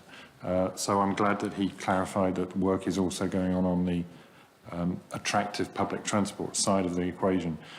As I say, there was quite a lot about demand management. Interestingly connected to our last conversation, it doesn't, I think I'm right in saying, it didn't mention park and rides, which I see as actually a key part of it, because that's what is the interchange point for the longer distance commute. So I think we have to think about those being part of the access management design. The key thing I had was a bit of a timing issue, though. So paragraph 612 on page 7 says, and I think we've discussed this before, the notion that you need to put in place a good public transport before you do the carrot comes before the stick. I think we've talked about that before. And 612 then says, maybe we need to support the public transport before we bring in the demand management. That I think has received broad support. So then in 614, some suggested improvements in public transport, then it says the order of cost is 20 million, presumably per year, to improve public transport. So here's my conundrum. Well, later on in the papers, we say we're going to deliver city access in 2020. If that's the demand management side of it, and we need to improve public transport to achieve behaviour change will occur over a period of time, perhaps a couple of years, which is 2018. And we need to subsidise public transport to the tune of 20 million a year for 2 years. At the moment, we have £8 million in the budget for city access, scheduled to go to 9.5. So I have a logical conundrum that we have not budgeted to subsidise public transport. There is clearly there is this period of time where we haven't got demand management, road pricing, whatever, creating a source of income, and yet we sort of all admit we have to do it before we can do the reduction in density and traffic in the city. So it just doesn't fit together to me, timing and finance-wise. Thank you, Dr. Wells. Helen Valentine. I've got two questions about different aspects of the paper. The first one is that workplace parking levy gets only a passing mention. So I guess it was a question around whether that's been kind of quietly dropped. I think it was one of the things that wasn't quite so popular in the big conversation. So have we put that on the back burner, or is it still in the mix and just happens not to get much of a mention? And the second question, which is about a different topic, is around cycling and cycle parking, which is recognised here as a key constraint around cycling, but it appears sort of stronger on there is a problem than it is on, and here are some possible solutions. Does suggest that we don't know very much about cycle parking, how long people park for, what they're doing when they're parking, and I wonder whether we should be commissioning somebody to do some work around that, if that understanding is crucial to better provision, because I do see it as a big issue. An example, recent example being Kettle's Yard's just reopened. There is no cycle parking at Kettle's Yard. There is no cycle parking in the immediate vicinity. And there were lots of people, including me, getting quite grumpy, going in ever increasing circles, trying to find somewhere to park our bikes. And that seems very odd that we have just done that without any apparent consideration around where people were going to park their bikes. Peter, do you want to respond to those four? I've got three more after this, which I was on four more now, which I'll take after that. 5. 6. So in terms of the sort of comments about what is possible, absolutely, we would expect the work to pick up and consider whether you can have more localised benefits, or you know, what the sort of phasing of these things in and bring them forward. The key thing, I think, is to understand what are the benefits of these various demand management modes, and what really do we need to do in public transport terms, and that absolutely includes park and rides. I mean, one of the challenges we get are, you know, the current timing of the park and rides, whether they finish too soon and whether they are therefore of as much benefit as they could be. So this work needs to cover both aspects of that. Workplace levy should be, you know, absolutely will be considered as part of it. Interesting whether it's a demand management measure or whether it's a charging measure, because the two things I think are slightly different, but we need to understand what the impact on some of those graphs would be for introducing that.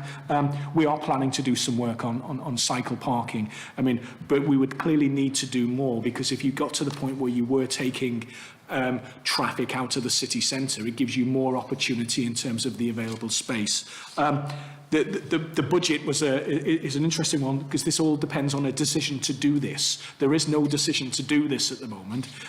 If we think about other examples where it's happened, so in London there was a significant enhancement to the local bus services prior to the introduction of the congestion charge, and then congestion charge incomes went to offset the additional costs of the bus services. So clearly there's a phasing that you might wish to consider if we took a decision, or if policymakers took a decision to progress this. hoping for a bit more of a specific response to the specific thing I mentioned about the exclusion zones outside schools. I think that's quite an important thing to address. I mean, you just gave a kind of blanket, all-inclusive response, but I'd just like to know what you think of that as something that's happening in other parts of the country and whether it's something that we should be thinking seriously of in Cambridge. So there are some examples that appear to work quite well and have had an impact. Therefore, obviously it's something that we need to look at. We're working with City Council colleagues in terms of developing the Clean Air Zone proposals, so it may well fit under that banner. But this is about understanding what options are open to us and what would be the impact as a result of doing it. The initial examples that you've cited appear to offer some benefit. We need to see whether that will offer benefit within the Cambridge context, and we would expect this piece of work to pick that up and say, yes, actually, we think there's benefit on doing this, and this is how we might go about doing it. I don't think I can sit here and say everything's a great idea. What we need to do is reflect it to the Cambridge situation and come back with the evidence base that says, if you did this, this would be the impact. You know, you can do some things just to raise money, to invest in public transport. You can do some things in terms of diesel emissions or polluting vehicle emissions. It will have this impact. You can do some things around intelligent charging, which will have this impact in the AM and PM peak. And that's the bit we need to get underneath and understand, that if you pull this policy lever, this would be the impact in the Cambridge context. Right, thank you, Peter. Councillor Williams. Thank you. I want to just continue with this issue about public transport improvements. The paper doesn't mention the Bus Services Act, which does provide us with some opportunities, particularly in terms of enhanced quality partnerships and also, dare I say, franchising.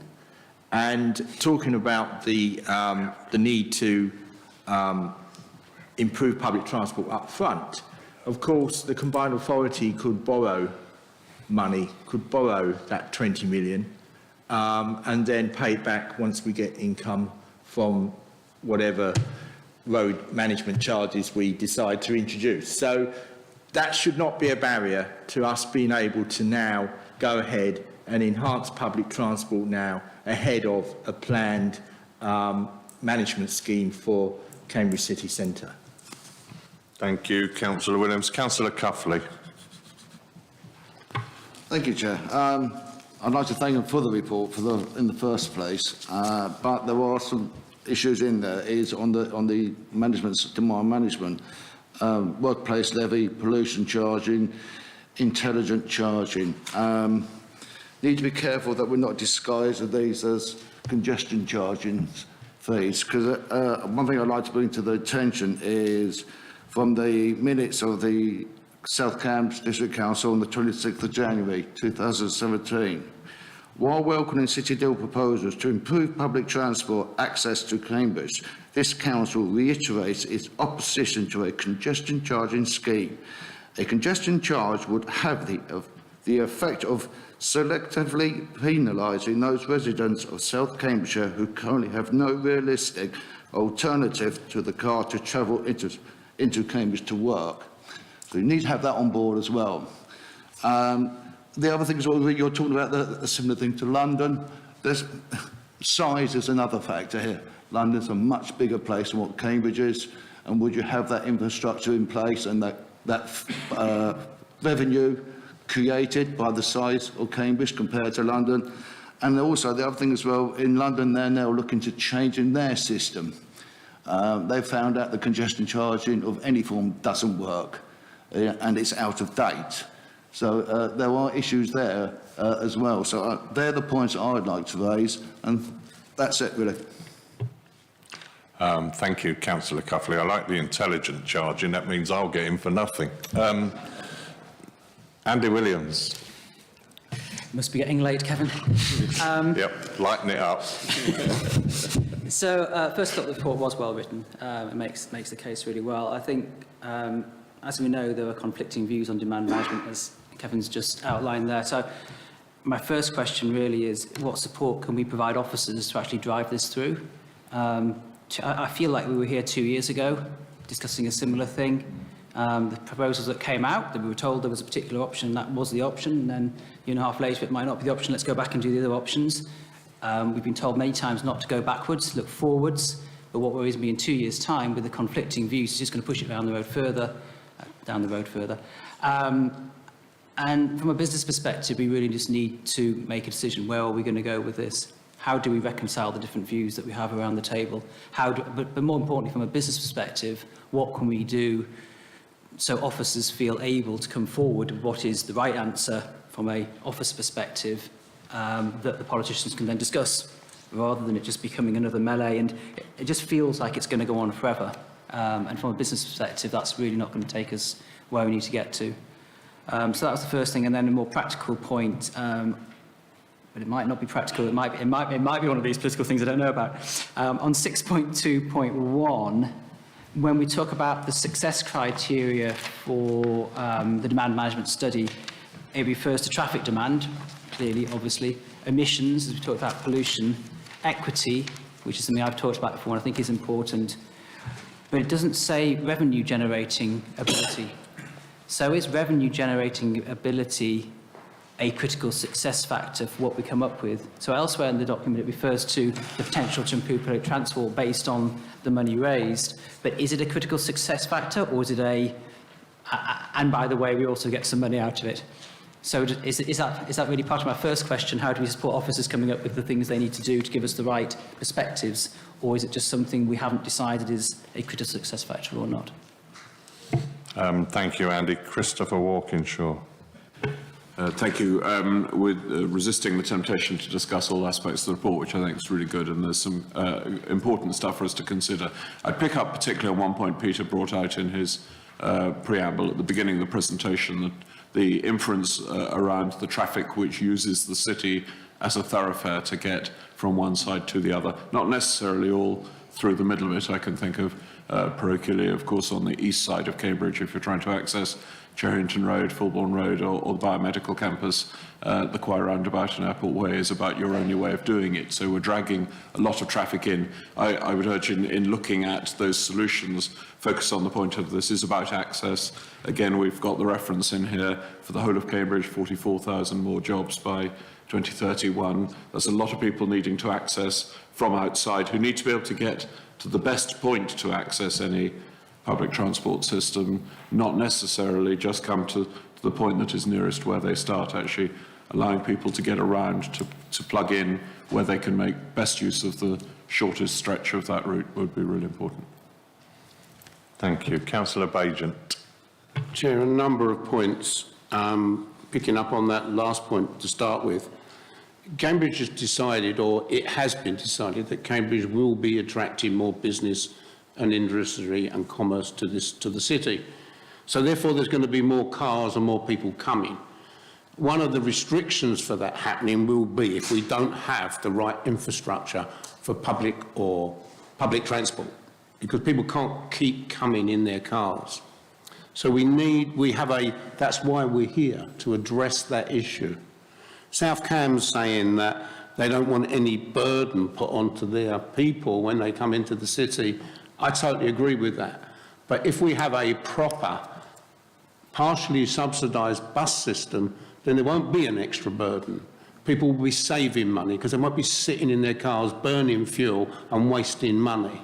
So they'll stop at a park and ride outside the city, they'll get onto a proper transport system and come in, and they might have to pay something towards that.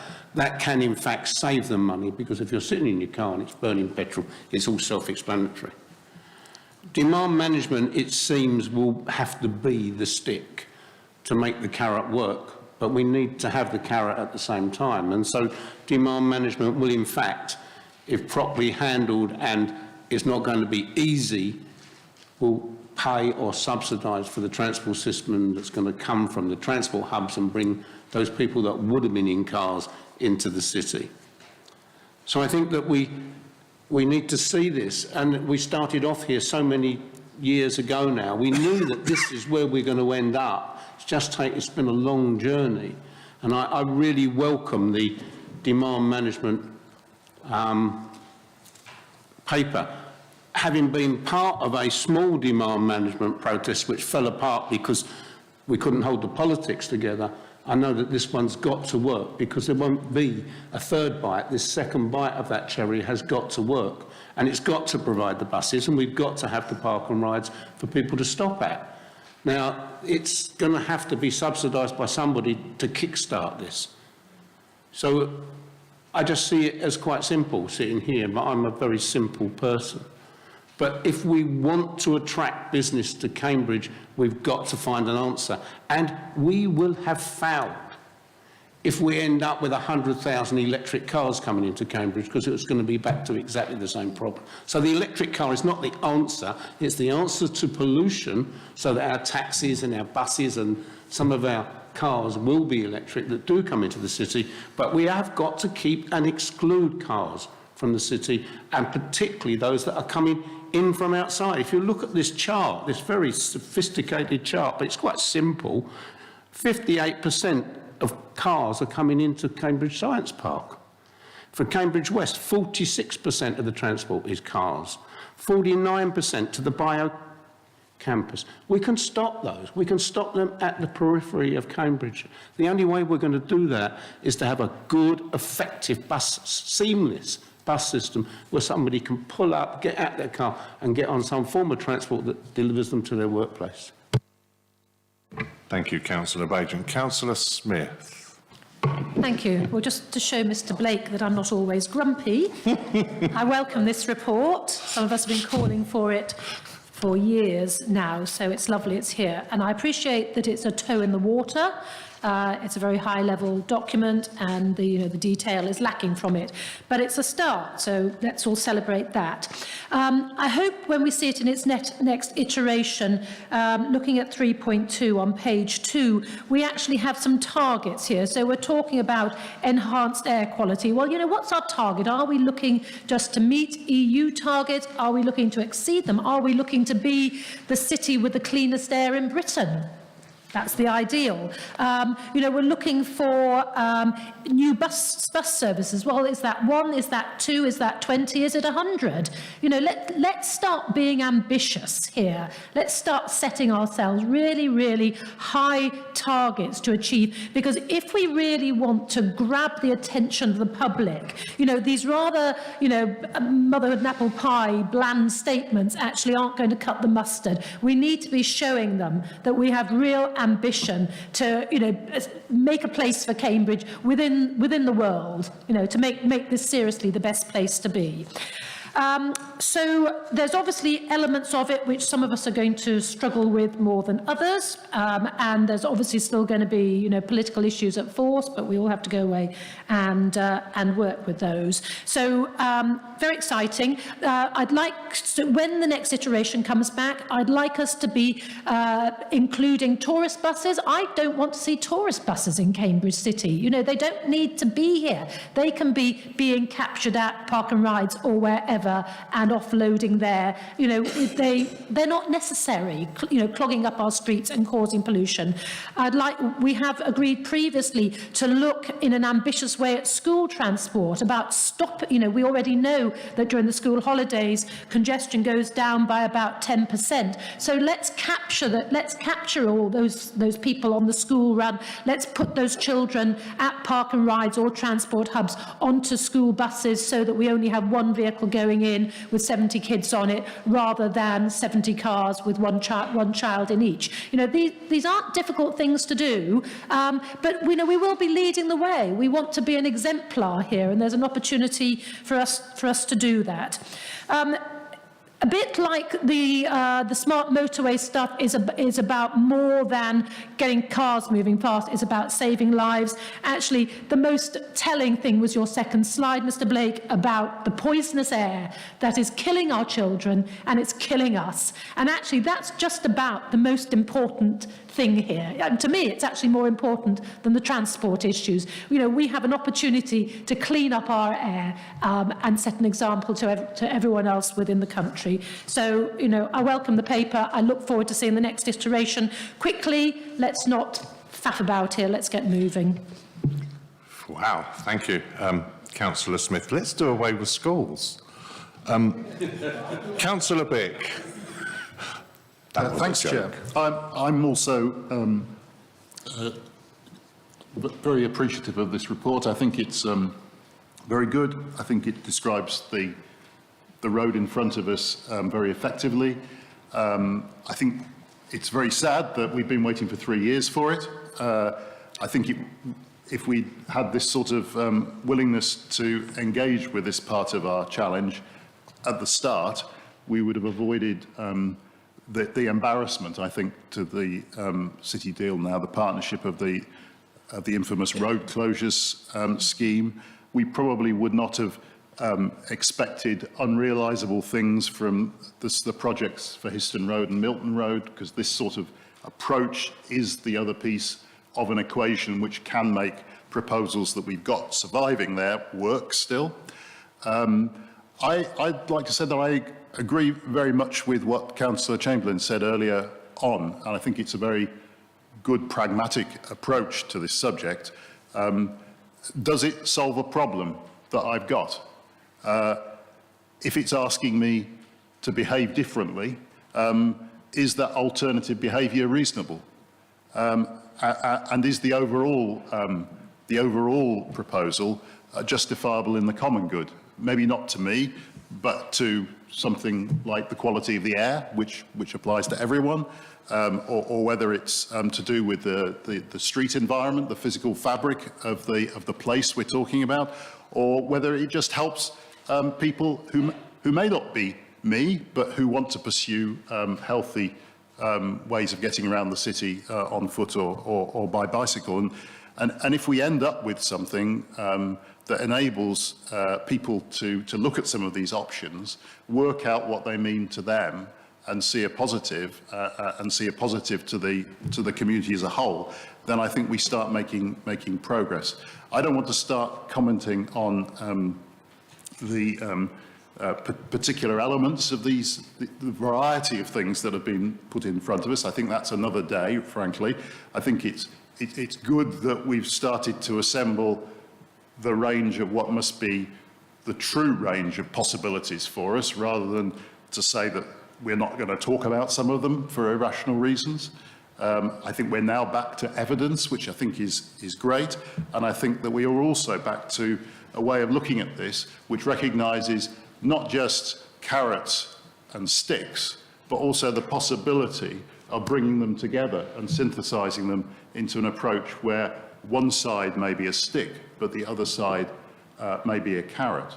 And I think, as Andy Williams said, the question of revenue generation is really key to this, because we're going to need to have very good alternatives for people if we're asking them to behave differently, and they're going to have to come from somewhere, and they probably are going to require money. So when we look at these options as we go down the road, I think we need to have that at the back of our mind too. I had a particular look at of a very practical nature, which is about consultation. It looks to me the timeline that you're following here gets ready for a consultation period over the summer.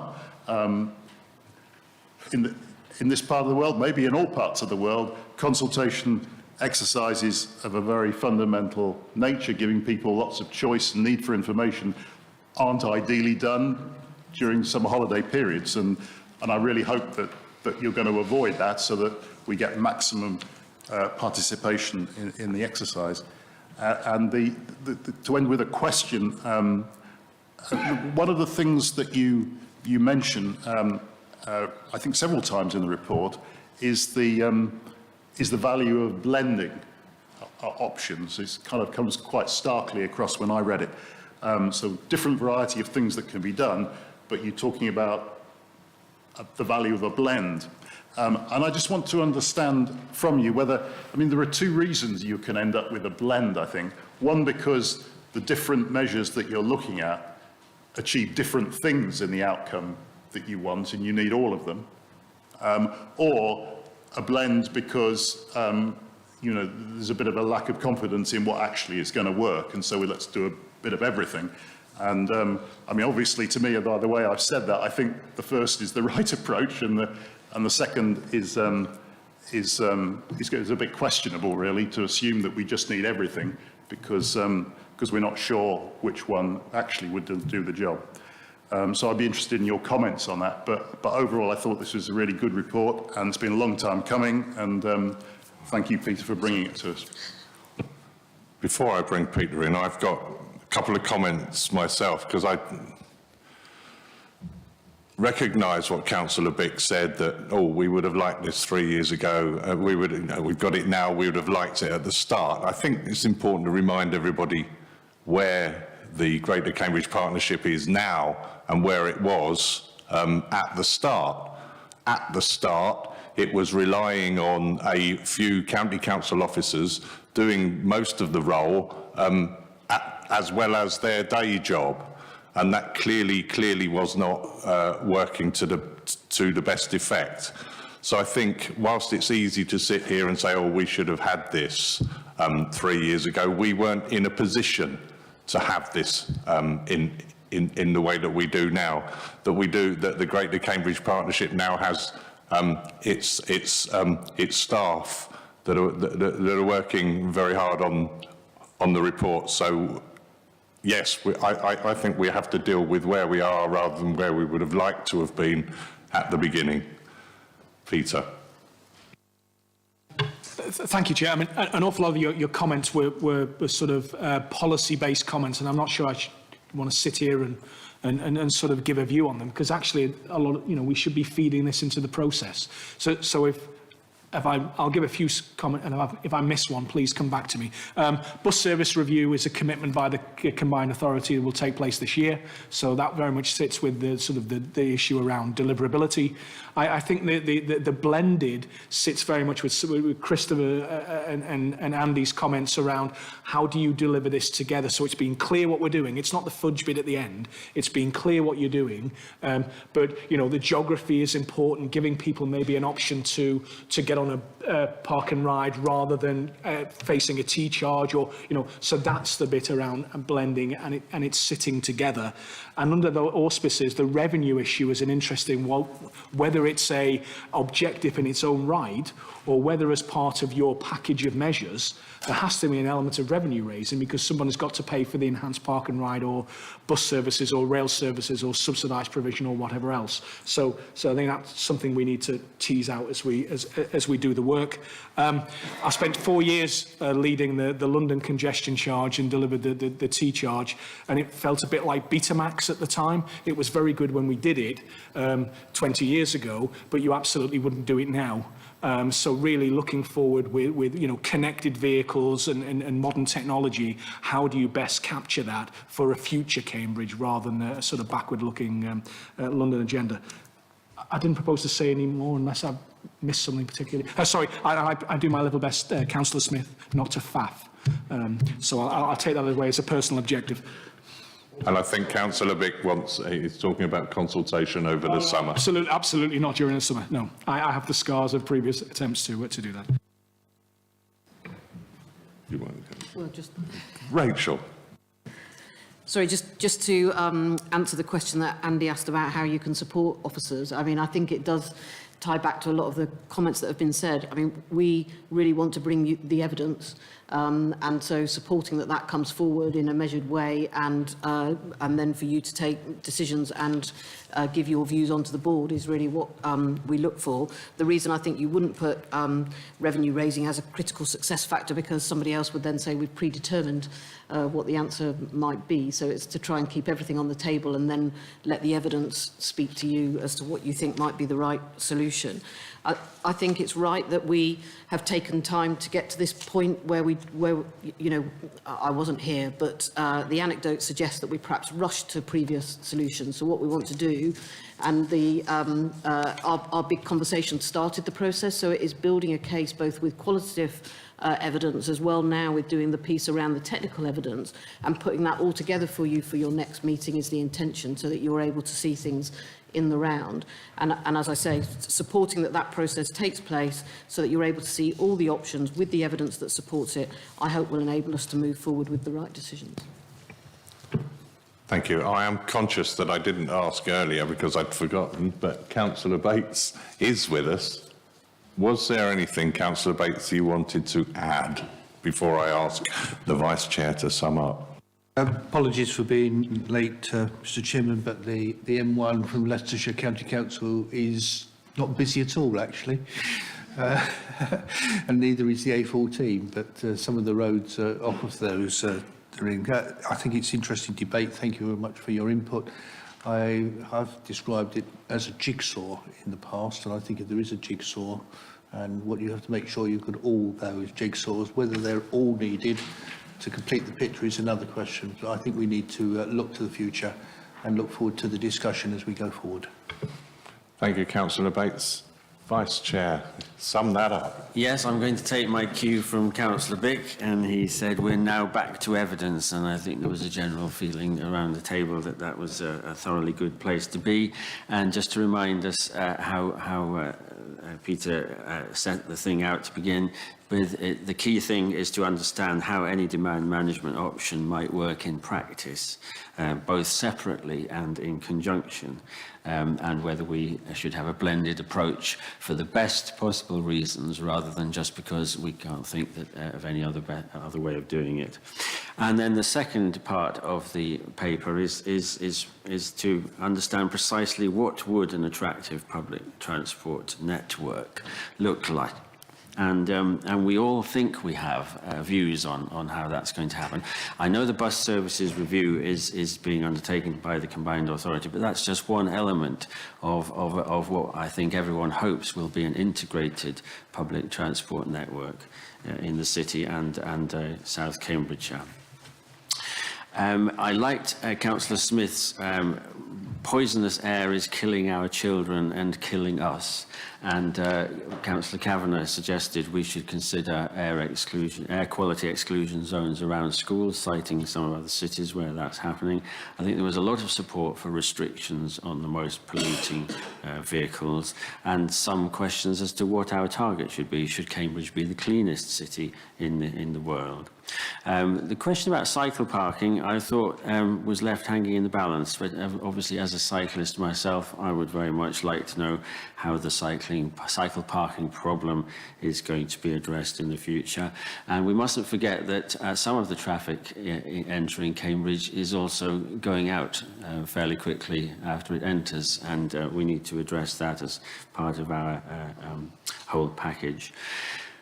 What about bringing the carrot before the stick? So how do we go about getting better public transport before we introduce any of this demand management stuff? Obviously, we haven't budgeted for public transport improvements, but then that's because no decision has been taken. And so we need to do this piece of work in order to inform the discussion that we should then have. One of our members set out a fairly clear position by South Cambridgeshire District Council. But as one of our other members said, we've been here before. In fact, several members said we've been here before. The question was asked rhetorically, what can we do to help officers come up with something that would help councillors get through that sort of impasse?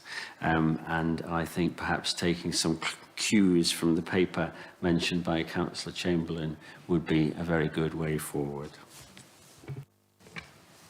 Thank you. Thank you for that.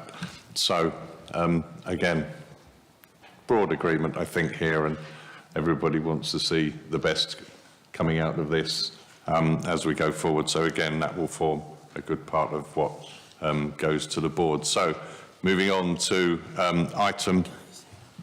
before I move on to item 10. Yes, Vice Chair. Chairman, and I do try to set a very good example by my sustainable mode of transport. And I'm very sorry to say that I am prepared to cycle through snow in daylight, but I'm uncomfortable about cycling through snow in the dark. And I'm going to excuse myself now, if that's all right with you. Yes, of course. Thank you very much, Councillor Wotherspoon. Cycle safely. Thank you very much. He shouted into the microphone. Item 10, quarterly progress report. Again, officer presentations and then the joint assembly debate. Neve Matthews, please, over to you. So I think most of you will be familiar with the layout of the progress report. a couple of things to draw your attention to, or that are a bit different this time. The first thing is Appendix 1, which is the budget setting, which Sarah will take us through shortly. And the second thing is that we give an update on our independent economic assessment panel process. We haven't done that for a while, so if there's any questions on that, I'd be happy to take them. So before we move on to the budget, is there any kind of general questions or clarifications? Councillor Bick. I'm not sure whether this belongs here or under the budget, but I'll have a go here. The work that's described as of the Housing Development Agency, I think I've heard that, that this isn't working out quite like we thought it was going to, in the sense that, I stand correction from anywhere if this is not the case, that this was supposed to be operating as a means of execution of housing developments on behalf of clients. We envisaged our clients, our key clients, were going to be the three councils in this partnership. And am I right that actually South Cambridgeshire now is not operating through this, has decided to do things another way, through another channel, and that the County Council has set up its own version of this to execute development that it wants to bring about, and leaving the City Council as being, for the future anyway, looking like the main client. And I remember when we set this up, we were also, we gave it a bit of money, and I can't be specific, but others may remember, and we said that that was going to be only time limited because it was going to make money on its own, and wasn't going to be, it was going to be it's going to base its future on income from its clients. And I'd just like to, it may not be the right time to start a big conversation about this, but it just seems like either I've heard something real or not real, maybe partly, if I can guess right. But can we have a report on how the Housing Development Agency is doing, perhaps, so that we can have that opportunity to understand the dynamics? Because really, if it is just doing work for one council, then let's sort of fold our apparatus up in the GCP and let the City Council carry on with it. Councillor Williams. Yes, thank you. My question also to do with affordable homes, actually. The working group got a very good piece of work done into looking at household incomes in Cambridgeshire and South Cambridgeshire, and what those households could afford in terms of housing. And what was very startling was that over a third of households in our area have less than, I think it's £30,000 a year gross income, which means that they cannot afford, they can only afford a one-bed property in the private rented market. Now, we talk in this report about affordable homes, but of course affordable homes, include an awful lot of different sorts of affordable homes. And it's clear that for a third of our households, the only affordable home is a social rented home. But we don't give any figures in this as to what we're actually providing. So, we look at the total new homes, 123, but we don't know actually whether those 123 are affordable to a third of our households, because none of them could be social rented homes. So we really need a better breakdown, I think, to see how the actual new builds are fitting to what the demand is in the GCP area. Thank you. Councillor Smith. Oh, don't grin like that. That's so You make me disappointing. nervous. Councillor Smith. Okay, so there's just three areas I want to talk about. So skills, I sit on the skills working group. It's the one area that is consistently over-delivering. So that's marvellous. We are bucking the national trend for apprenticeships, which has dropped considerably. It's not because I'm on the working group. It's over. It sound like that. I was coming to that. No. It's because of the officers. It's because of the officers involved. I'm just there to make a nuisance myself. So yeah, we are bucking national trends on apprenticeships. So what concerns me, and again, it's probably not the time to discuss. Well, it might be in the next item time to discuss it. Is our budget for skills is actually lamentably small compared with anything else. So I'd like to know if there is an opportunity for us to actually review what the budget is for skills, because I was at the Sanger Institute last week hearing from their chief executives about the skills gap, and that's exactly what we're meant to be about, and about the impact they're now seeing as a result of Brexit, even though they have an international treaty that allows them to bring people into the country with their families for 9 years, which won't be impacted.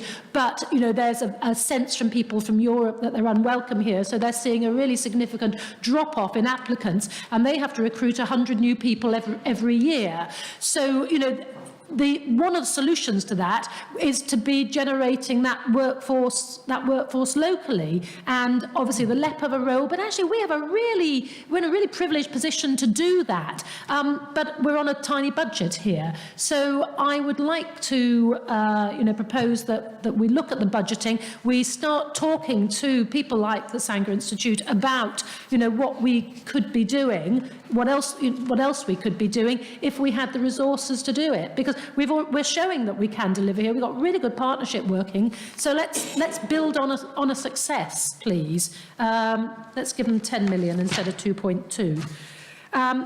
Smart places, right, the silence has been rather deafening as far as smart places are concerned, and having read this brief report I see why. So the motion map, which was going to be the big hooray, hasn't worked. We're told that there's a number of issues related to the availability of real-time bus data, but we're not given any further detail about that. We're told that we're now reverting to timetable data. That sounds very old hat. We now know that Stagecoach have their own app. Are we integrating with this? So can we please have an update fairly soon on smart places and where it's at, because it is failing to deliver on all the big hooray that we had sort of 18 months ago when we all trotted along to Microsoft for a lovely presentation where the PowerPoint didn't work. But it's a bit disappointing, because it wasn't meant to be a big deal, and actually nothing's happening. And then the last thing I wanted to talk about was the cost of the Independent Economic Assessment Panel, which seems to have run completely and utterly out of control. So the guesstimate, not a word I've ever seen in a formal paper before, of 70,000 has now escalated to £230,000. Really concerning that we've got this so dramatic, 400% error on this. Why did we get this so wrong? What are the future costs going to be? Is it representing value for money? I mean, I believe this is something that we have to do. Can we do it more cost effectively?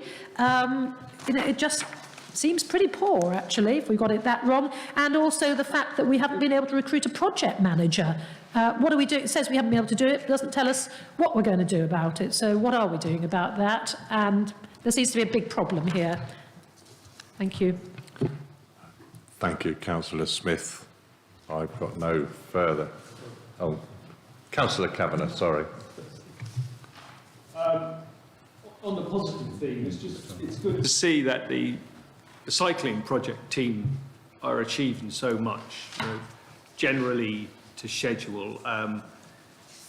I've witnessed just how patient that team is, right? Because, for instance, being the chair of the LLF, the team are constantly presented by, understandably, people exercising their democratic rights, but sometimes one wonders whether they're over-exercising them when they bring forward so many objections that can, how should I say, are not always helpful for the progress of the Chisholm Trail. So I'm just commending the project team, the cycle project team, for all their good work.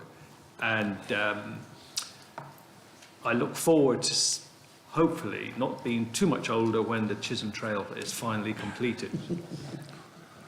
Well, I'm not so sure about over-exercising their democratic rights, a phrase I'd want to use. Neve. So, Councillor Vick, just on the HDA, yes, we'll bring you a report next time on its structure, etc. Just to give you some clarity on what the GCP paid for, so the initial agreement was that it paid for basically seed funding to get it going. That was a commitment of 200,000, the last of which the GCP has just paid into the HDA. So it's a good time in any case to start to look at our involvement in that in the future, I think. The second question, Councillor Williams, on the housing affordability data, that's a really good piece of work that's weaved into the next paper on the FIS and the future investment strategy. And I think we can draw that out as our working group continues to meet. On the tenure, I'll break that down in the next report, so you're able to see what the tenure breakdown is. And I think as part of our future work on housing, we use that evidence to get the tenure mix right. And Councillor Smith on skills, thanks. I think on the budget piece, that it feels like there's a short-term piece of work that we need to do on this apprenticeship number, which that kind of £2 million should buy us. But actually, through the working group, the future investment strategy, we don't have a number for that yet. So there is an opportunity to build that in. In order to build a number into the budget, we have to have a kind of case for it. And I don't think we're quite there yet, but that's what we'll build up in the next few months through the working group. On the independent economic assessment panel, the cost has gone up.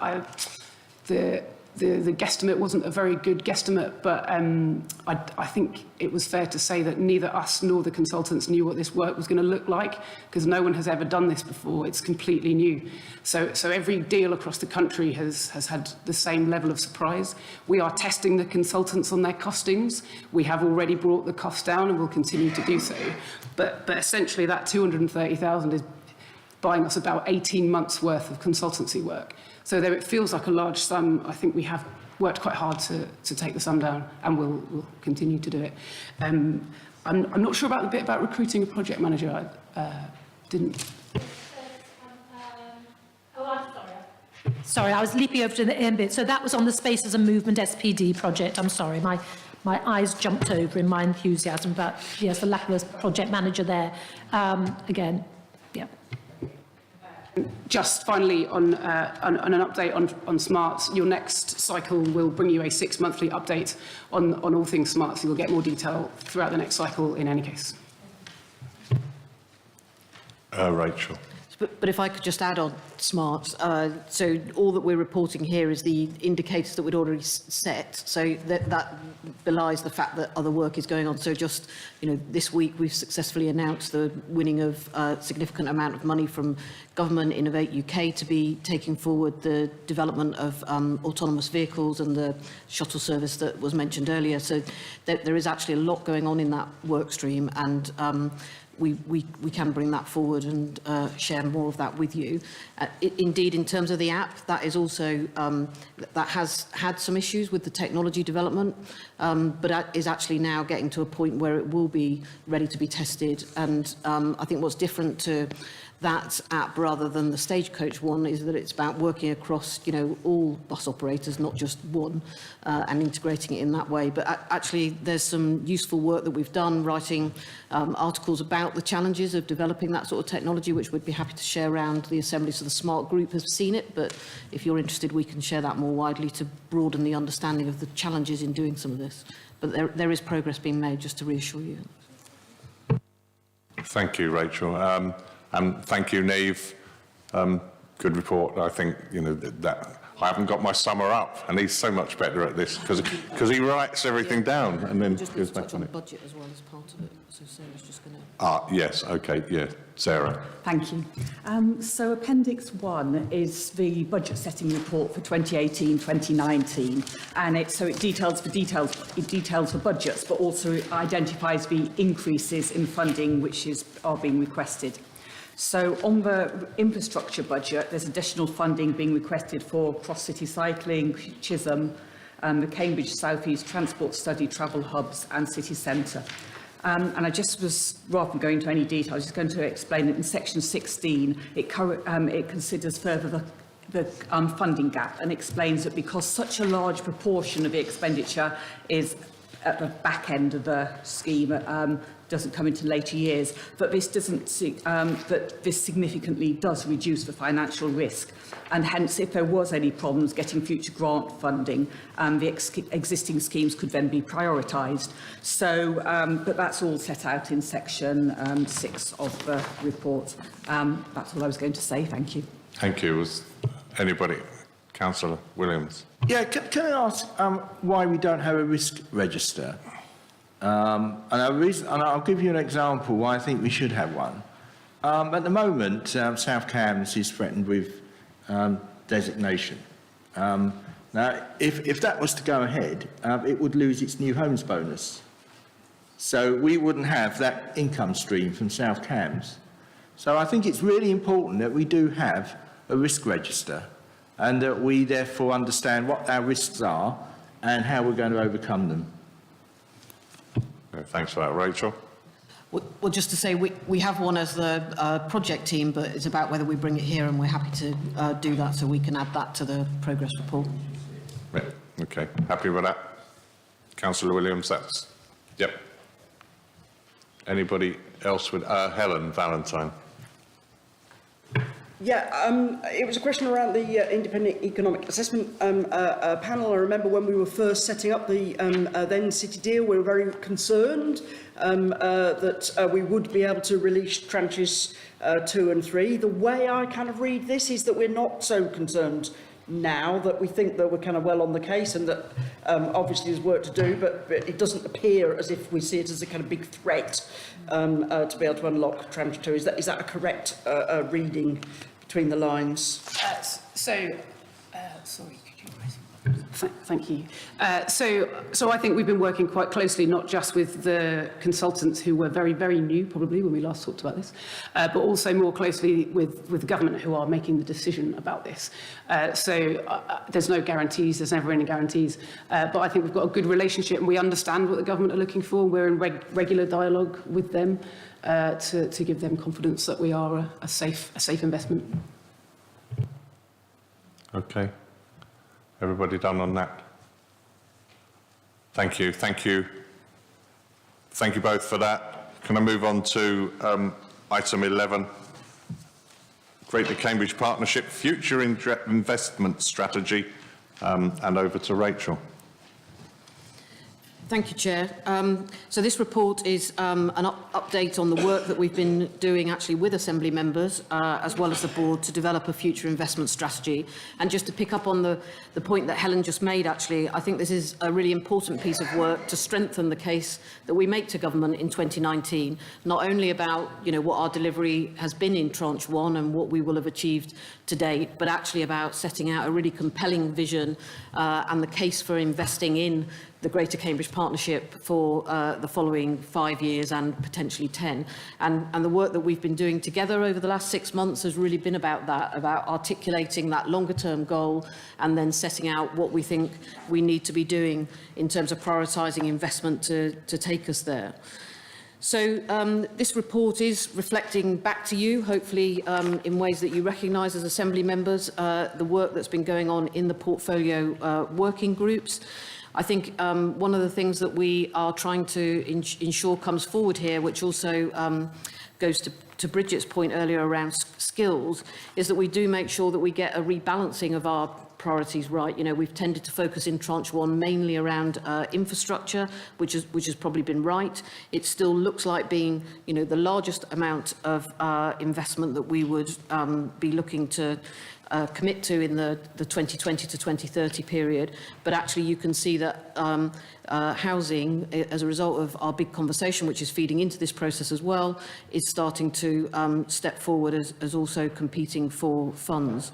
So as well as rebalancing, we also want to be clear about where we think we can make most difference in terms of economic growth and where we will get most bang for our buck, if you like.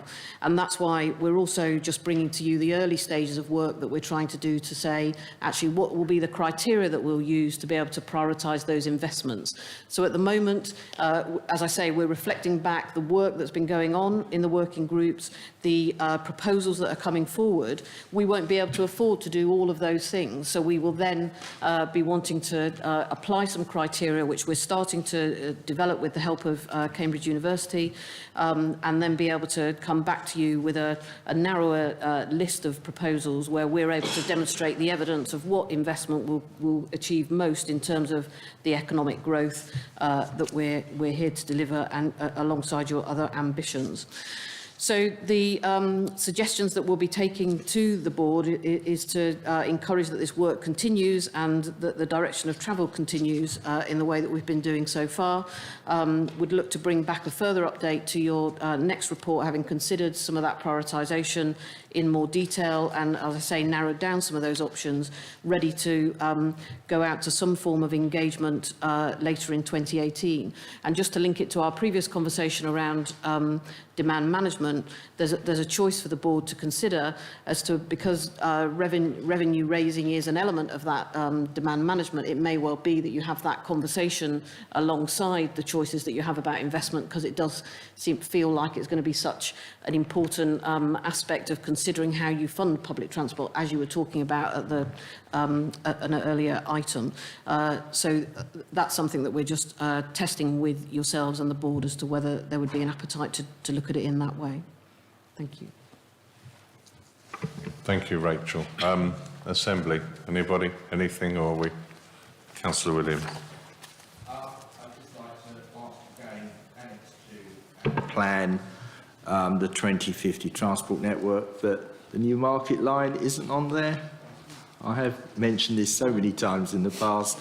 I'd like, you know, are you telling me something that there won't be a new market line in 2050? But otherwise, I thought it was going to be part of the East-West Rail service.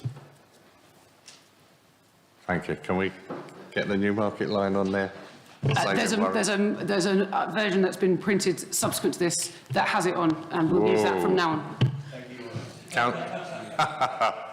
Happy with that? Councillor Bick.